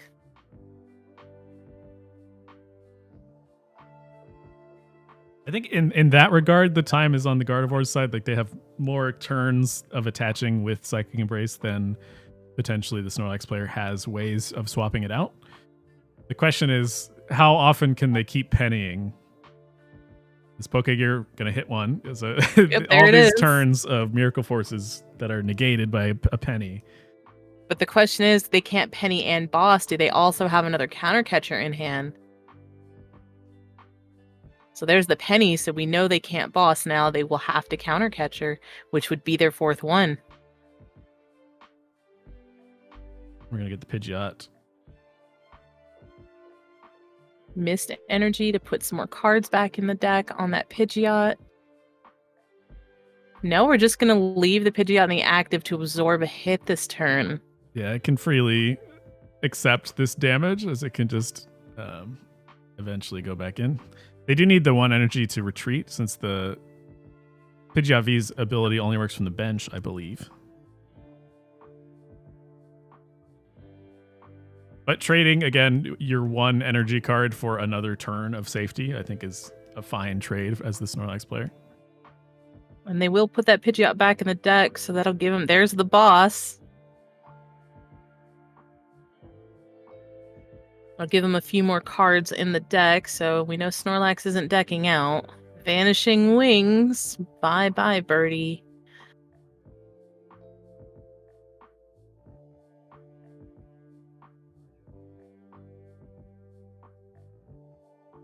But we can once again Psychic Embrace. We still have health left over. Force another penny next turn, which assuredly they have at this point with that instant charge. Well, we've seen 3... What was it? 3... We've seen the 1 boss and 3 counter catchers. So that leaves 1 counter catcher, 1 boss. And I think they've already used 1 Silene, which is the only one they have in deck. They do still have a Team Yell's Cheer.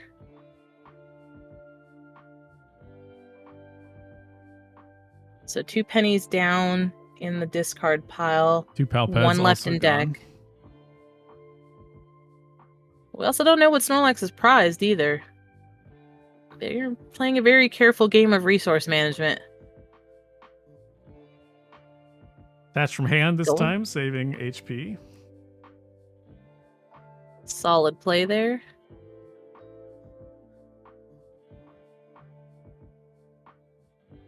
So thinking ahead, you're probably, as the Gardevoir player, getting a prize on the turn that they have to Team Yell's Cheer. But that's only one of the 4 that we need to take. But now we know Snorlax has all of their resources in hand, so everything they could possibly need, it's got to be in their hand at this point.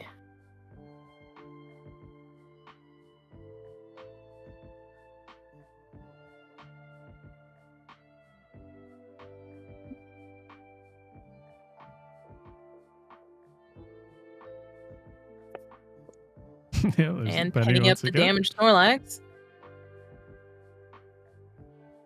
Leaving the Cornerstone Mask Ogerpon this time in the active with that fan. Means we have to start, if we want to attack, we have to start attacking with Hex Hurl. Which is a little harder now that there's 60 damage. We do have the Bravery Charm, but again, they have the cards in hand. They can take their time, put some energy on that Flutter Mane manually, and still put the Bravery Charm on there. But it's trading, again, the HP on the Flutter Mane for the swap out resources on the Snorlax side. Moldaver's thinking, but they've got about 10 seconds to make a choice here. Going for the retreat on the Gardevoir.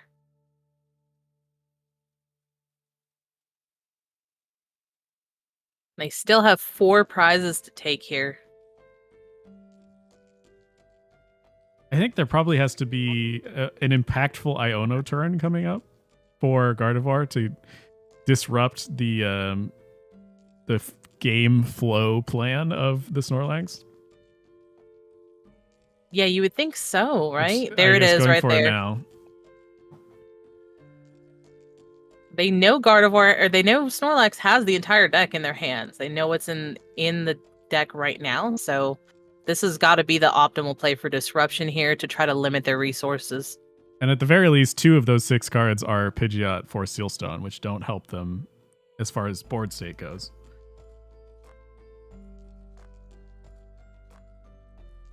So we'll see a couple of Hex Hurls probably. This fan is going to be annoying, but it's moving the energy onto the Gardevoir, which is where you'd like it to be eventually anyway. But if the Gardevoir player is able to put a few more damage counters on this Rotom to get it in range of a Miracle Force KO, that's another way that they can reach for those 4 prizes here.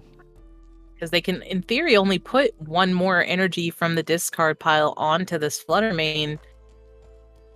So we can Psychic Embrace 1 on there, get another attack in with Flutter Mane for another 90 damage onto the Cornerstone, and another 20 onto that Rotom brings it down to 200.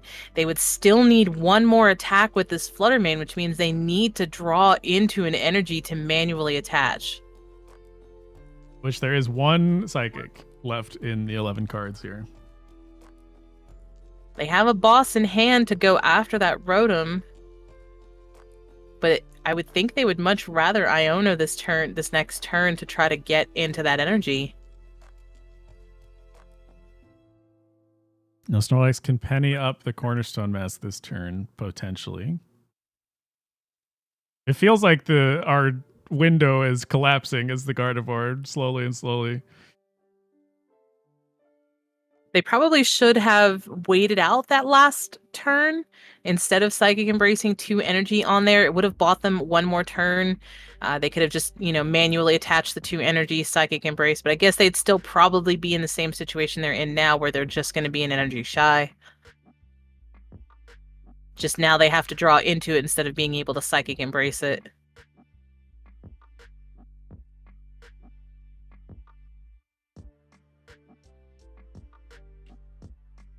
Okay, Arven this turn means that it's not Penny. Not Penny. The Penny would have been just so devastating. That would have been really hard. 3 Penny are in the discard pile, actually, and that's all that Ryan plays in the deck is the 3, so they have to try to find a way to get those Penny back. Okay, this Iono has to hit the Psychic. We have 4 draws. Oh, it's so scary. Man. If they can Iono get this get this psychic energy that'll take the KO on the Cornerstone, put 2 more damage counters on the Rotom, and then all they'll need to do is try to boss it up.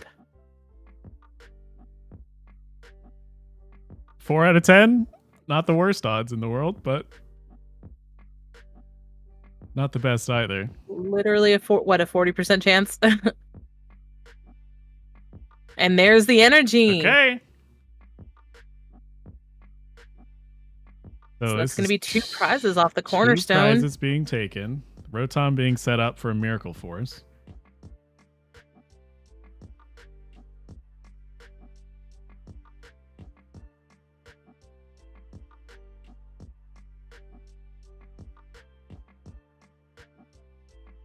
There's a big brain, like 40 chess world where you, as the Snorlax, or know that Screamtail and Drifloon are in the prizes, right? So on a future turn, you somehow, like Silene, or get your Erika's back in and try to snipe it out of your hand. And then lock it into the active somehow. I'm gonna rod that back into the deck. Yeah, there's no way the Gardevoir can't take out another Cornerstone Mask. So if that sticks around, then that would be the game as well.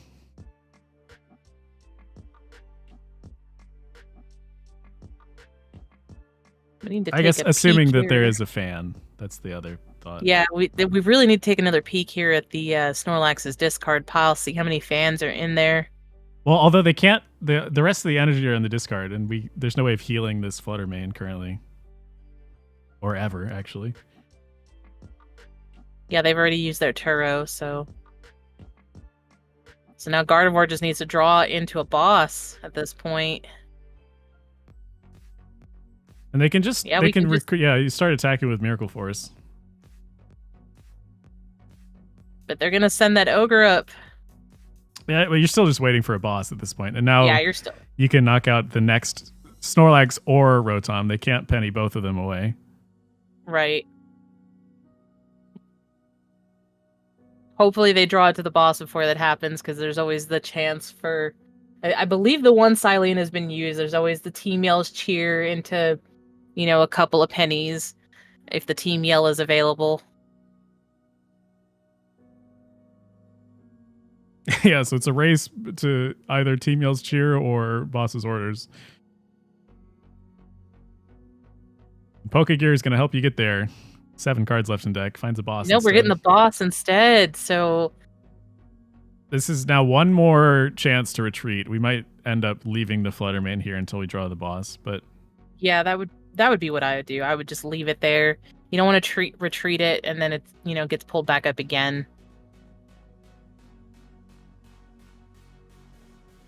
Looks like 2 fans are in the discard pile. Yeah, the fans, I think, don't matter anymore because the damage to the energy has already been done.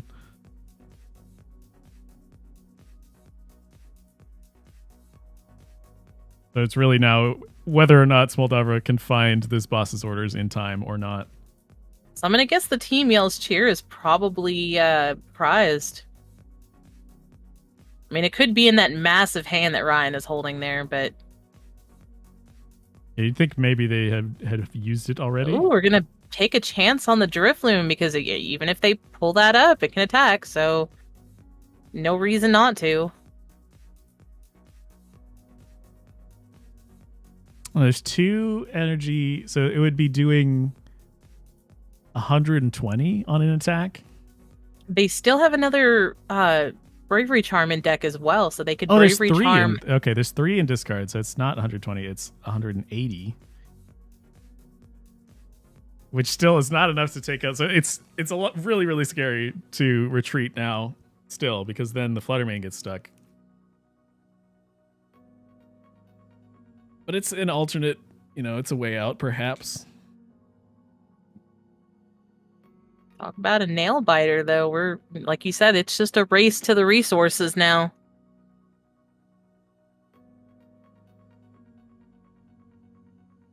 Here's Team Yell's cheer.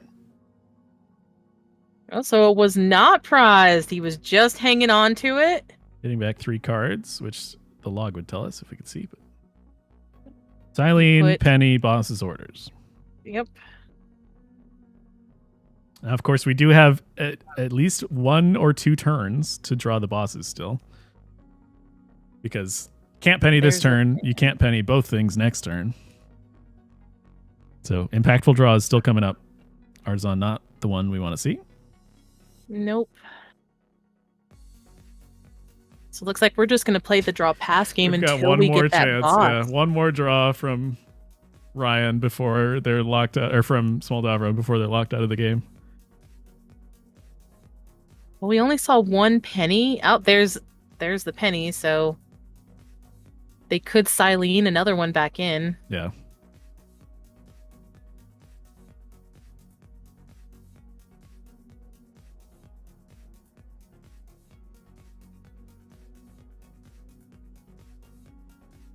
Really down to the wire, though. This is scary for both players. Yeah, the other option is they could get into that Bravery Charm, the Drifloon, get the Gardevoir into the active as long as the Snorlax doesn't lock it in there, retreat the Gardevoir to put some more Psychic Energy in the discard pile, and then Psychic Embrace enough to the Drifloon to take a knockout on the Ogre. Yeah, with that line of play, lets the Fluttermane get bossed up, and then the game is over at that point. Yep. Eileen, heads, gets pennies back. Yeah. Oof. I think that is the game over. We can penny up on the next turn, penny away this one last Snorlax, leave just the Cornerstone Mask on the field. Unless they top deck that boss. It's not the boss. Oh no. We've got 4 energy in the discard, but only 3 are Psychic. That. I think that's the game now. Smoldar was looking for any last chance, but I don't think there's any way that they can get through either of these Pokemon with all of the energy stuck on the Gardevoir, running out of ways to remove it and put it elsewhere. And the Silene is the nail in the coffin here, I think.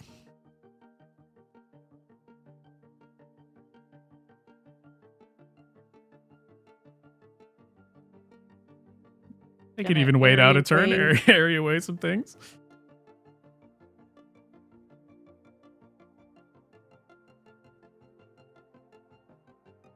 But both with the cape on the Snorlax, it's also safe from, yeah, and even silening the Pal Pad back in to get some things. Yep.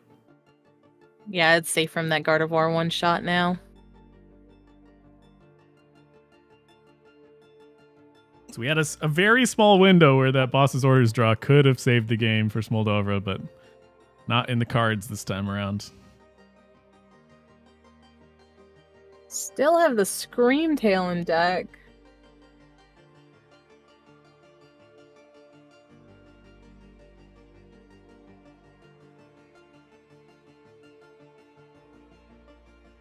Screamtail is a little bit more HP, but again, it just doesn't help when there's only 3 Psychic Energy in the discard pile.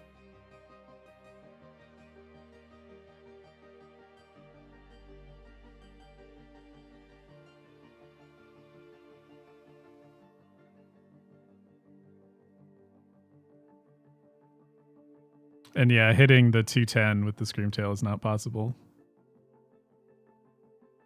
We're missing damage counters. Yep. We're missing psychics to embrace. Yeah, the only option here is to try to get some more energy into the discard pile. The only way they're going to do that is to retreat the Fluttermane and hope it can stay on the bench for a turn. And then retreat the Gardevoir into the Drifloon, Psychic Embrace, and take the knockout. That is the only way. But I just don't see the I just don't see the Fluttermane retreating and sticking on the bench.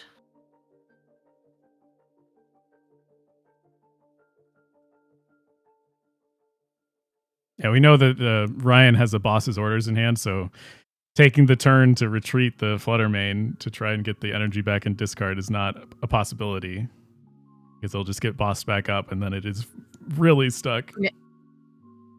Now, Smoldavra does run 4 Iono. Have they used all 4 of those? Is there still one in deck?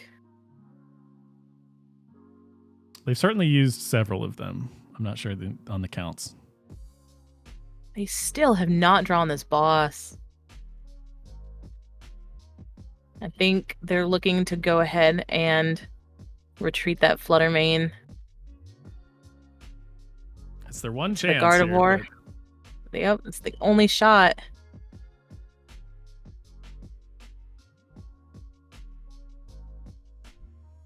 using the devolution attack just for fun.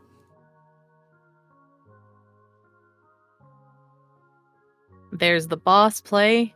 Really needed an Iono to disrupt the hand, so that does it, unfortunately, for Small Tavra. Ryan's going to take the win here, and Snorlax will move on to the finals. Which means we get the wonderful privilege of seeing 2 Snorlaxes in finals. So while they get set up, we will be right back, and then we'll see how the 2 Snorlaxes match up. Don't go anywhere.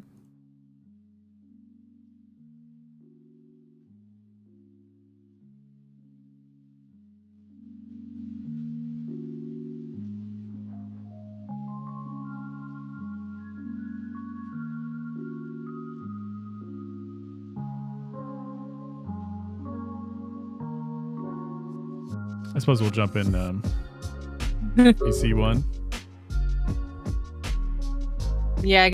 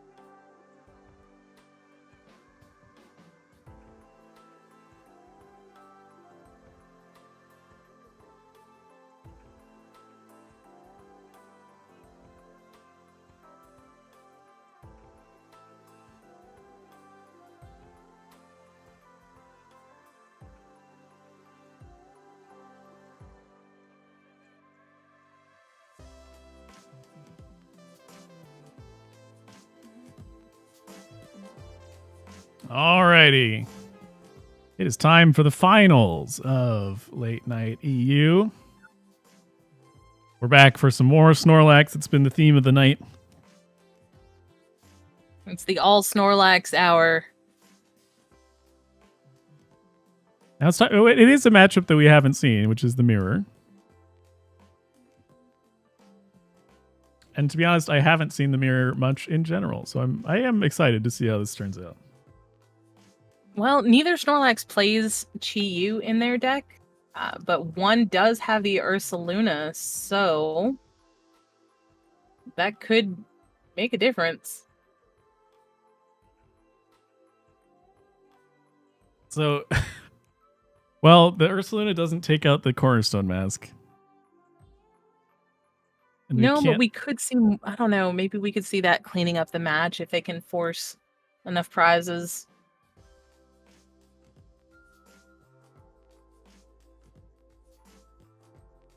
I don't know. There's also the Sandshrew, and they also play the Sandshrew with the Ursaluna, so they could stop the Snorlax player from getting... Yeah, Sandshrew actually is very important.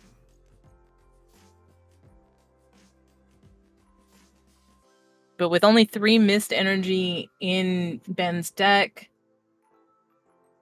I mean, there's no way they're going to be able to attack with Ursaluna unless they force there's no way. Ryan to take some prize cards somehow. So, I suppose it is a race to the Sandshrew. If the Sandshrew is prized, then maybe nothing can happen. And if the Sandshrew isn't prized, then I think it's heavily Ben favored. I mean, the Sandshrew will just force Ben to... Or the Sandshrew is just going to force Ryan to not be able to get trainer cards out of the discard pile, but they'll still be able to recycle the Pidgeot with the Vanishing Wings, so it's probably going to come down to time here. See who can force who into running out of time first.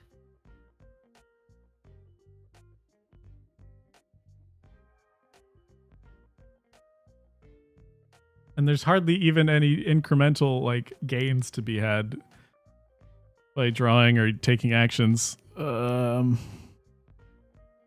There's always the hope that somebody's Pidgeot is prized. Yeah, that could be I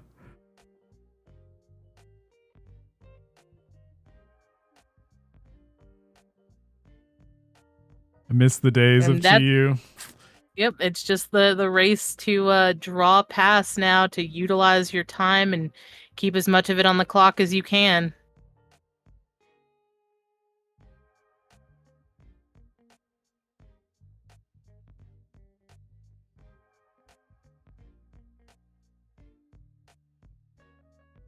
Well, yeah, it would have to be the Pidgeot and the Heavy Ball prize at the same time, right? Right. Unless it gets Misfortune Sistered away or something.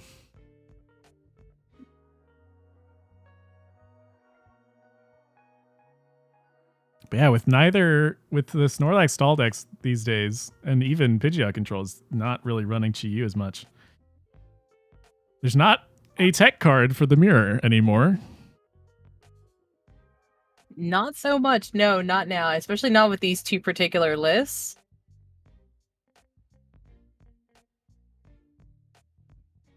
It's going to be just a lot of this draw pass. Ben's got a full bench here. He's got the Sandshrew down, so... Rosic discards 8.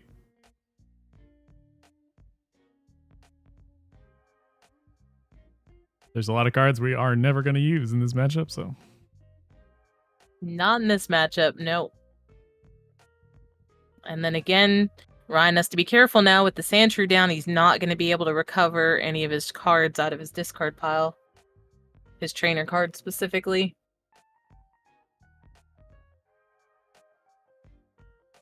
So still looking for the Pidgeot, of course. Well, there is a play, right? There's once you get them down with the Sand, I think it is still Ben favored. You get them very low on deck with Sandshrew, and then you Iono at the end to force them to draw the Pidgeot before their turn. Yeah, I think that would be the ideal situation. They have to try to run Ryan out of resources as much as they can.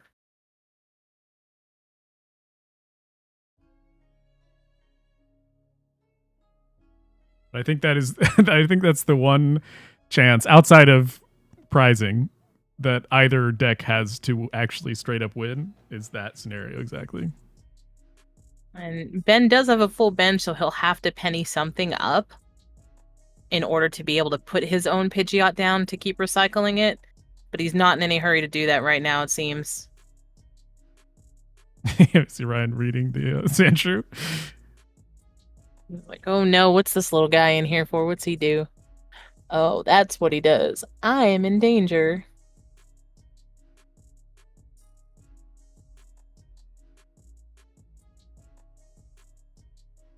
It is kind of an interesting highlight of the importance of tech cards, though.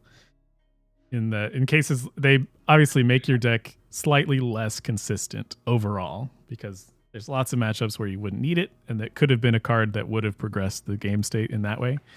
But Right. when you run into these matchups where the card is teched 4, you can see the power of it. It just extremely heavily favors him in this specific scenario.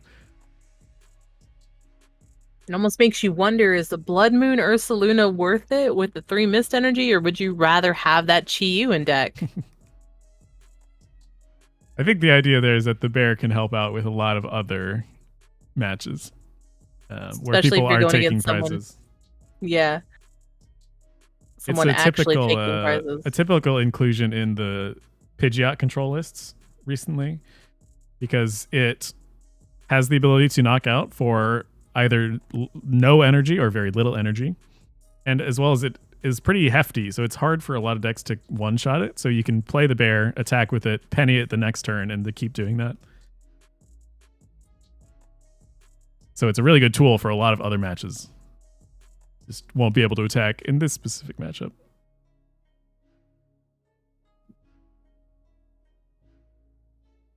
It just really seems like, I mean, in my opinion, it just kind of seems like one of those little tricky cards that isn't really needed. You do some really neat things with it against decks that are taking prizes, and it could give you a chance to maybe make a comeback.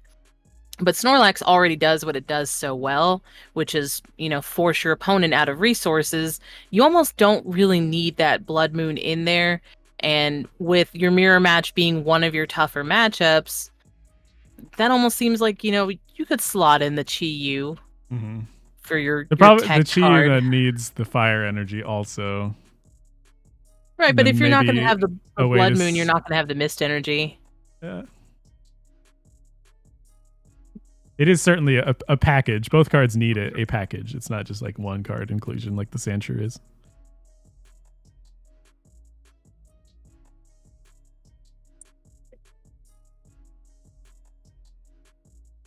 Taking a look at Ben's hand with this Airy, gets one card out of it. The one like incremental gain that either player can earn is through cards like Misfortune Sisters, Airy, 06, things like that. That quicken the pace of the game in so much as that they kind of burn cards away from your opponent. This is definitely turning out to be the quickest Snorlax mirror match so far. They are running through resources pretty quickly here, even though they both still have about 20 minutes left on the clock. Now, this is probably going to be one of those things where it's going to come down to the last few cards left in deck, and then they're just going to keep circling around each other and making those long plays to stall the game out to see who's going to run out of resources or time first. So even though the game looks like it's progressing quickly now, we could see it slow down as it gets closer to the end. Question in chat. This is game 1. Yes. It's a best of 3.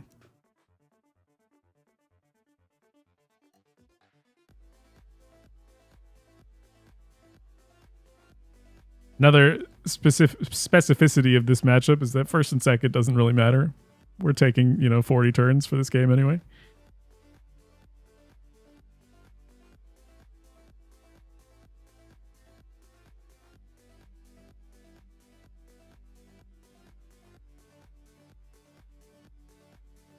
Didn't even notice the chat was still moving. I guess it was stalled on my end.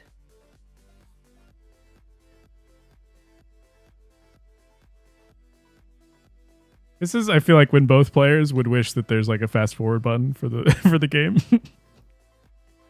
Okay, big 0-6 now from Ben's side. Somewhat accelerating again.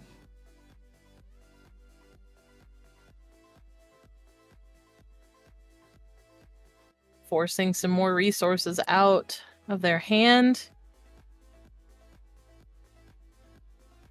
So now, looking at the total cards, we have 19 in hand and 14 in deck for Ben, which is 33. And we have... And Ben's in a little bit better position right now. Only 23 on the side of Ryan.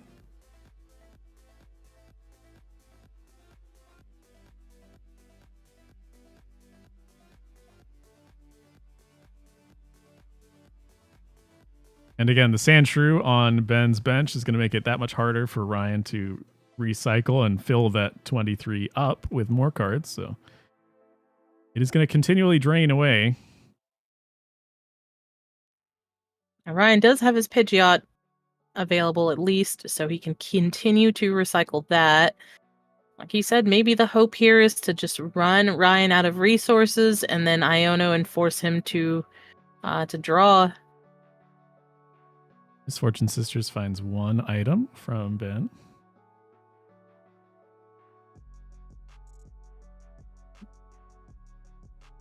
That Sandshrew proving to be troublesome for Ryan.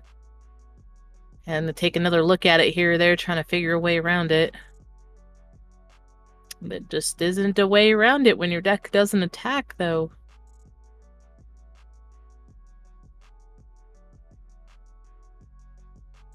So it looks like Ryan is going for the conserve time strategy. Are you going to hit 2 cards? Slowly chipping away at this total number of cards in deck and hand. And draw a pass.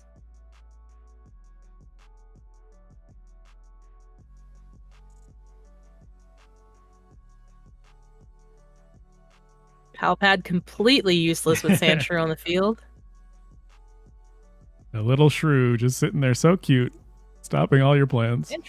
Sandshrew is pretty stinking adorable. It is one of my favorite Gen 1 Pokemon that I feel like just doesn't get enough love, and I always loved catching a Sandshrew, evolving it into Sandslash, and then just having myself a cute little... I always thought it was a cute little, hedgehog porcupine.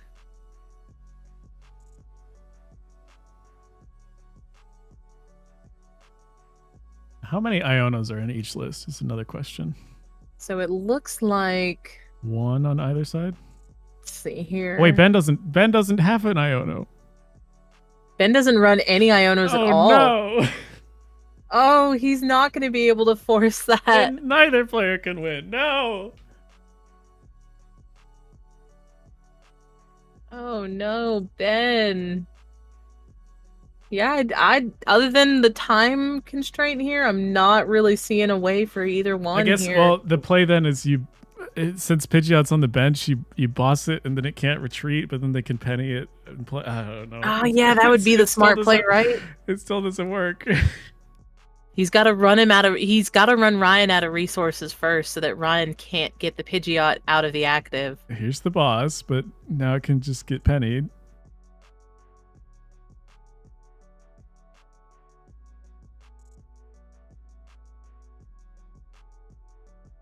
Of course, one way to do that is just keep the one pushing Iono for Ryan is in the prize cards.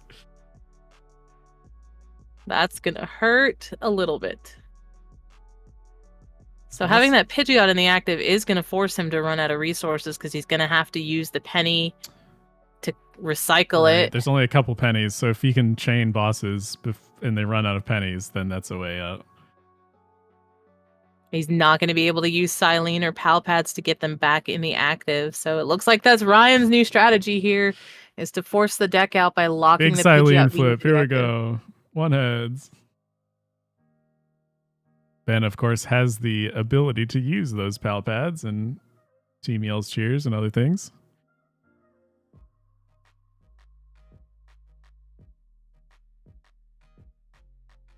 Yeah, it does seem like with the deck lists provided, Ryan is trying to not lose. as far as instead of winning. That's all he can do. Whereas Ben does have at least one play to win.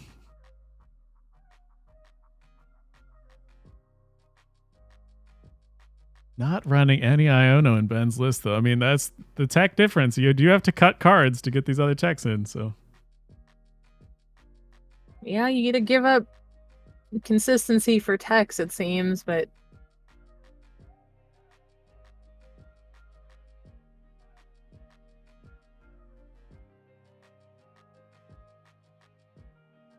question is, where do you make those cuts? And I guess that Iono was just on the chopping block there.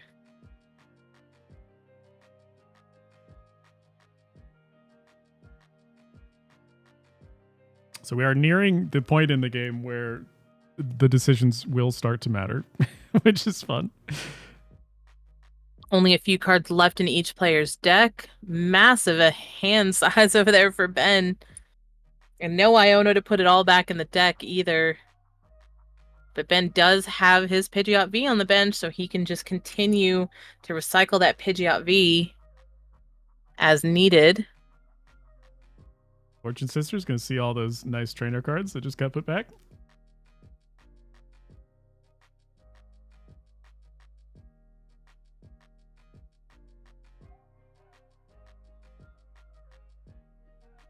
Yeah, with only... There's 2 pennies left. Or 3, I suppose. Have we seen another penny from Ryan yet? Probably not. Yeah, there could still be the third one in the deck. But even so, it's those 3 versus perhaps an infinite amount of bosses' orders, depending on coin flips. Well, they only have... Let's see here. The 3 penny and I think it's 2 boss, so... That's 5-6 turns there that they could stall out. But of course, they'll put the Pidgeot V on the bench and then immediately Vanishing Wings it back to the deck, so...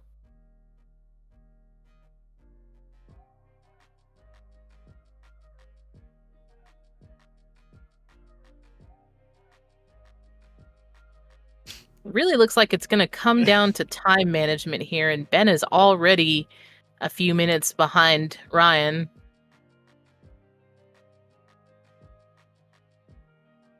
Eileen, double heads. Oh, that's a nice pull there. Back a nice 2 pal cards pad. back on top. Something else. Pal pad and flute. Yeah, the flute prevents like... The flute is another way to get the Pidgeot back on the bench for a turn where you can boss it up. Yep, that's a good strategy there. Flute the Pidgeot back on there. It has to be the combo of flute boss from Ben on a single turn being counteracted by a penny on Ryan's side eventually until pennies run out. But they have to... Ben also only runs 1 boss. And right, if they can keep getting it back with Silene and Pal Pads and Team Yell's cheers. They've only got 1 Silene and 2 Pal Pads, so they look like they will run out of resources before Ryan does. But they can recover it, whereas Ryan can't. Right, because Silene can put Pal Pads back on, and Pal Pad can go get Team Yell's cheer, and Team Yell's cheer can go get... it keeps looping. I suppose if their resource management is, they're playing the numbers game just right with the Pal Pads and, getting lucky with the Silene heads.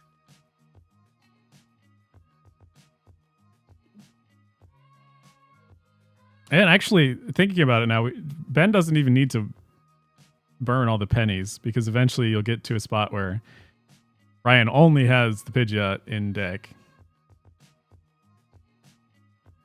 And then you can, on that turn, you can flute and boss.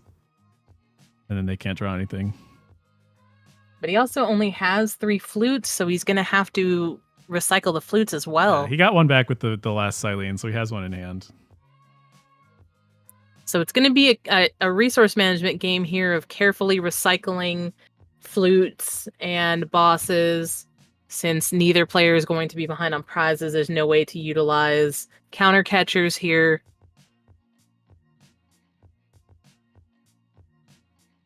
There's the Pal Pad. Back Team Yell's cheer, Silene. Oh, I get Airy, sure.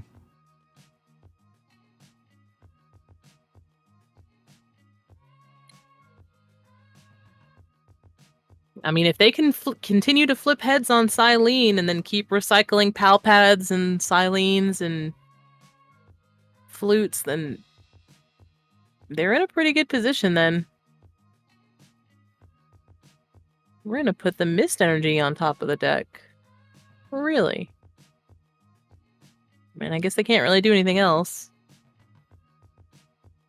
So an interesting thing there is that Sandshrew says they can't be put into the deck, and Silene says they put them on top of the deck. I think that's still considered in your deck. But it seemed like it was going to let them choose it. Anyway, this is the last turn here. They're going to penny up the Pidgeot, so it's needing to be the last thing in turn. So now, I guess, Ben, yeah, you can shuffle back in with this. But no way to pick up the Pidgeot now.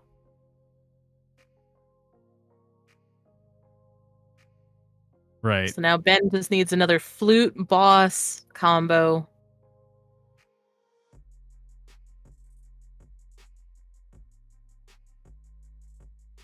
Which you might need to... You might need something out of the deck. Yeah, use...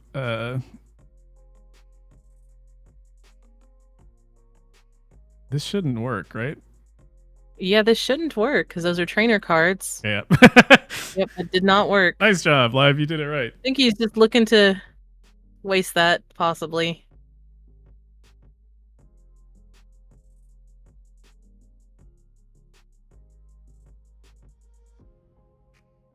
Yeah, Ben might need to draw the Silene. So there's the Silene. He needs a heads. One heads. I think that should be enough.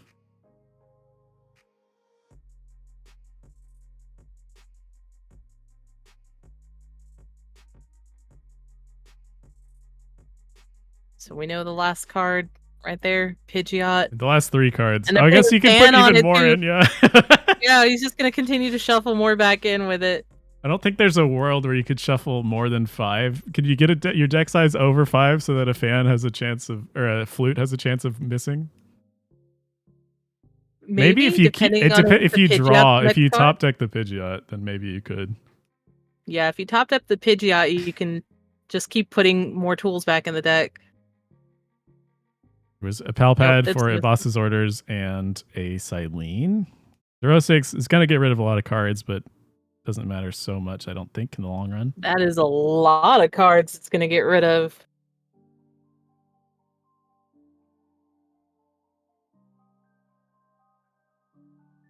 There they all go. But Ben knows exactly what he needs to keep in order to make this play work. So discarding everything else was probably not that hard. Okay, passes another turn. Top deck is the Pidgeot. That gets one more card in deck. Two more cards. We'll put the Mist Energy down. Oh, they're just going to concede. They're just calling it now. They saw the writing on the walls. The long game one goes to Ben, as we expected. There's still always the chance that one of like a Pidgeot and a Heavy Ball gets prized by one or the other player, which could lead to a win. Actually, it looks like Ryan might be conceding the set here. Ryan is admitting defeat. He doesn't have an out to Ben's deck. So Ryan is giving the match to Ben. There was always the chance of playing it out and seeing what the prizes were, but it does seem like Ben is heavily favored. So, yeah, being able to lock Ryan out of putting trainer cards back in the deck was pretty crucial there. That Sandshrew came in clutch. And then, of course, the Flute Boss play, locking the Pidgeot into the active, pretty much sealed the deal there. So Ben is going to be our late night number 205 winner. Snorlax coming out on top. And reminding everyone that they perhaps need to think about techs instead of all the fancy new cards. But definitely don't sleep on Snorlax. Yeah, looking like a force to be reckoned with in this new format still. With the addition of the Cornerstone Mask, it adds one more layer that players need to overcome to try and defeat this deck.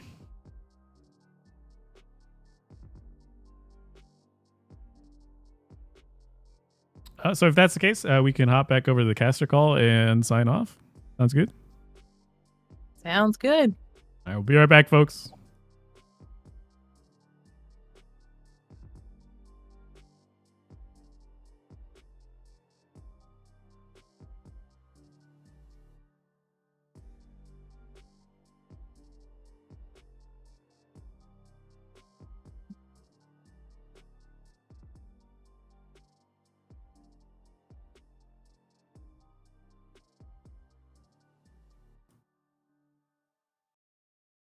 And we're back. Thank you all for being here. This has been Late Night 205 for the EU side of things. I've been Nate, joined by the wonderful Laura. I'm so happy to have you here with me. Yeah, thanks for having me tonight, guys. I'm glad I could help out. Glad I could be a part of this. It was pretty fun to co-cast some TCG instead of my usual Unite casting. And where can the people find you if they liked you? Definitely, you can find me on Twitch, Ponyta TTV. It's the Prancing Ponyta, and pretty much all of my social media, Twitch, Twitter, or X. I probably will never call it X. I know. So, Discord. I've got my own server. I do mostly Pokemon Unite content, but my roots are in TCG and have been for over 25 years. So I have a deep love of the TCG and of Pokemon in general. So you'll always see me playing some Pokemon game. Incredible. You can find me at Asmodemus on Twitter as well. But going to be casting some more of these late nights. I'm so happy to be casting for Pokemon. It's been a ton of fun. And there is more Pokemon to be watching later on tonight as the NA wave of late night gets going. So quick, a couple hours, 2-3 hours, and then there'll be more Pokemon right here with Koopa and Yubel. So don't miss that. But that's going to be it from us. Hope you all enjoyed, and thanks for coming around.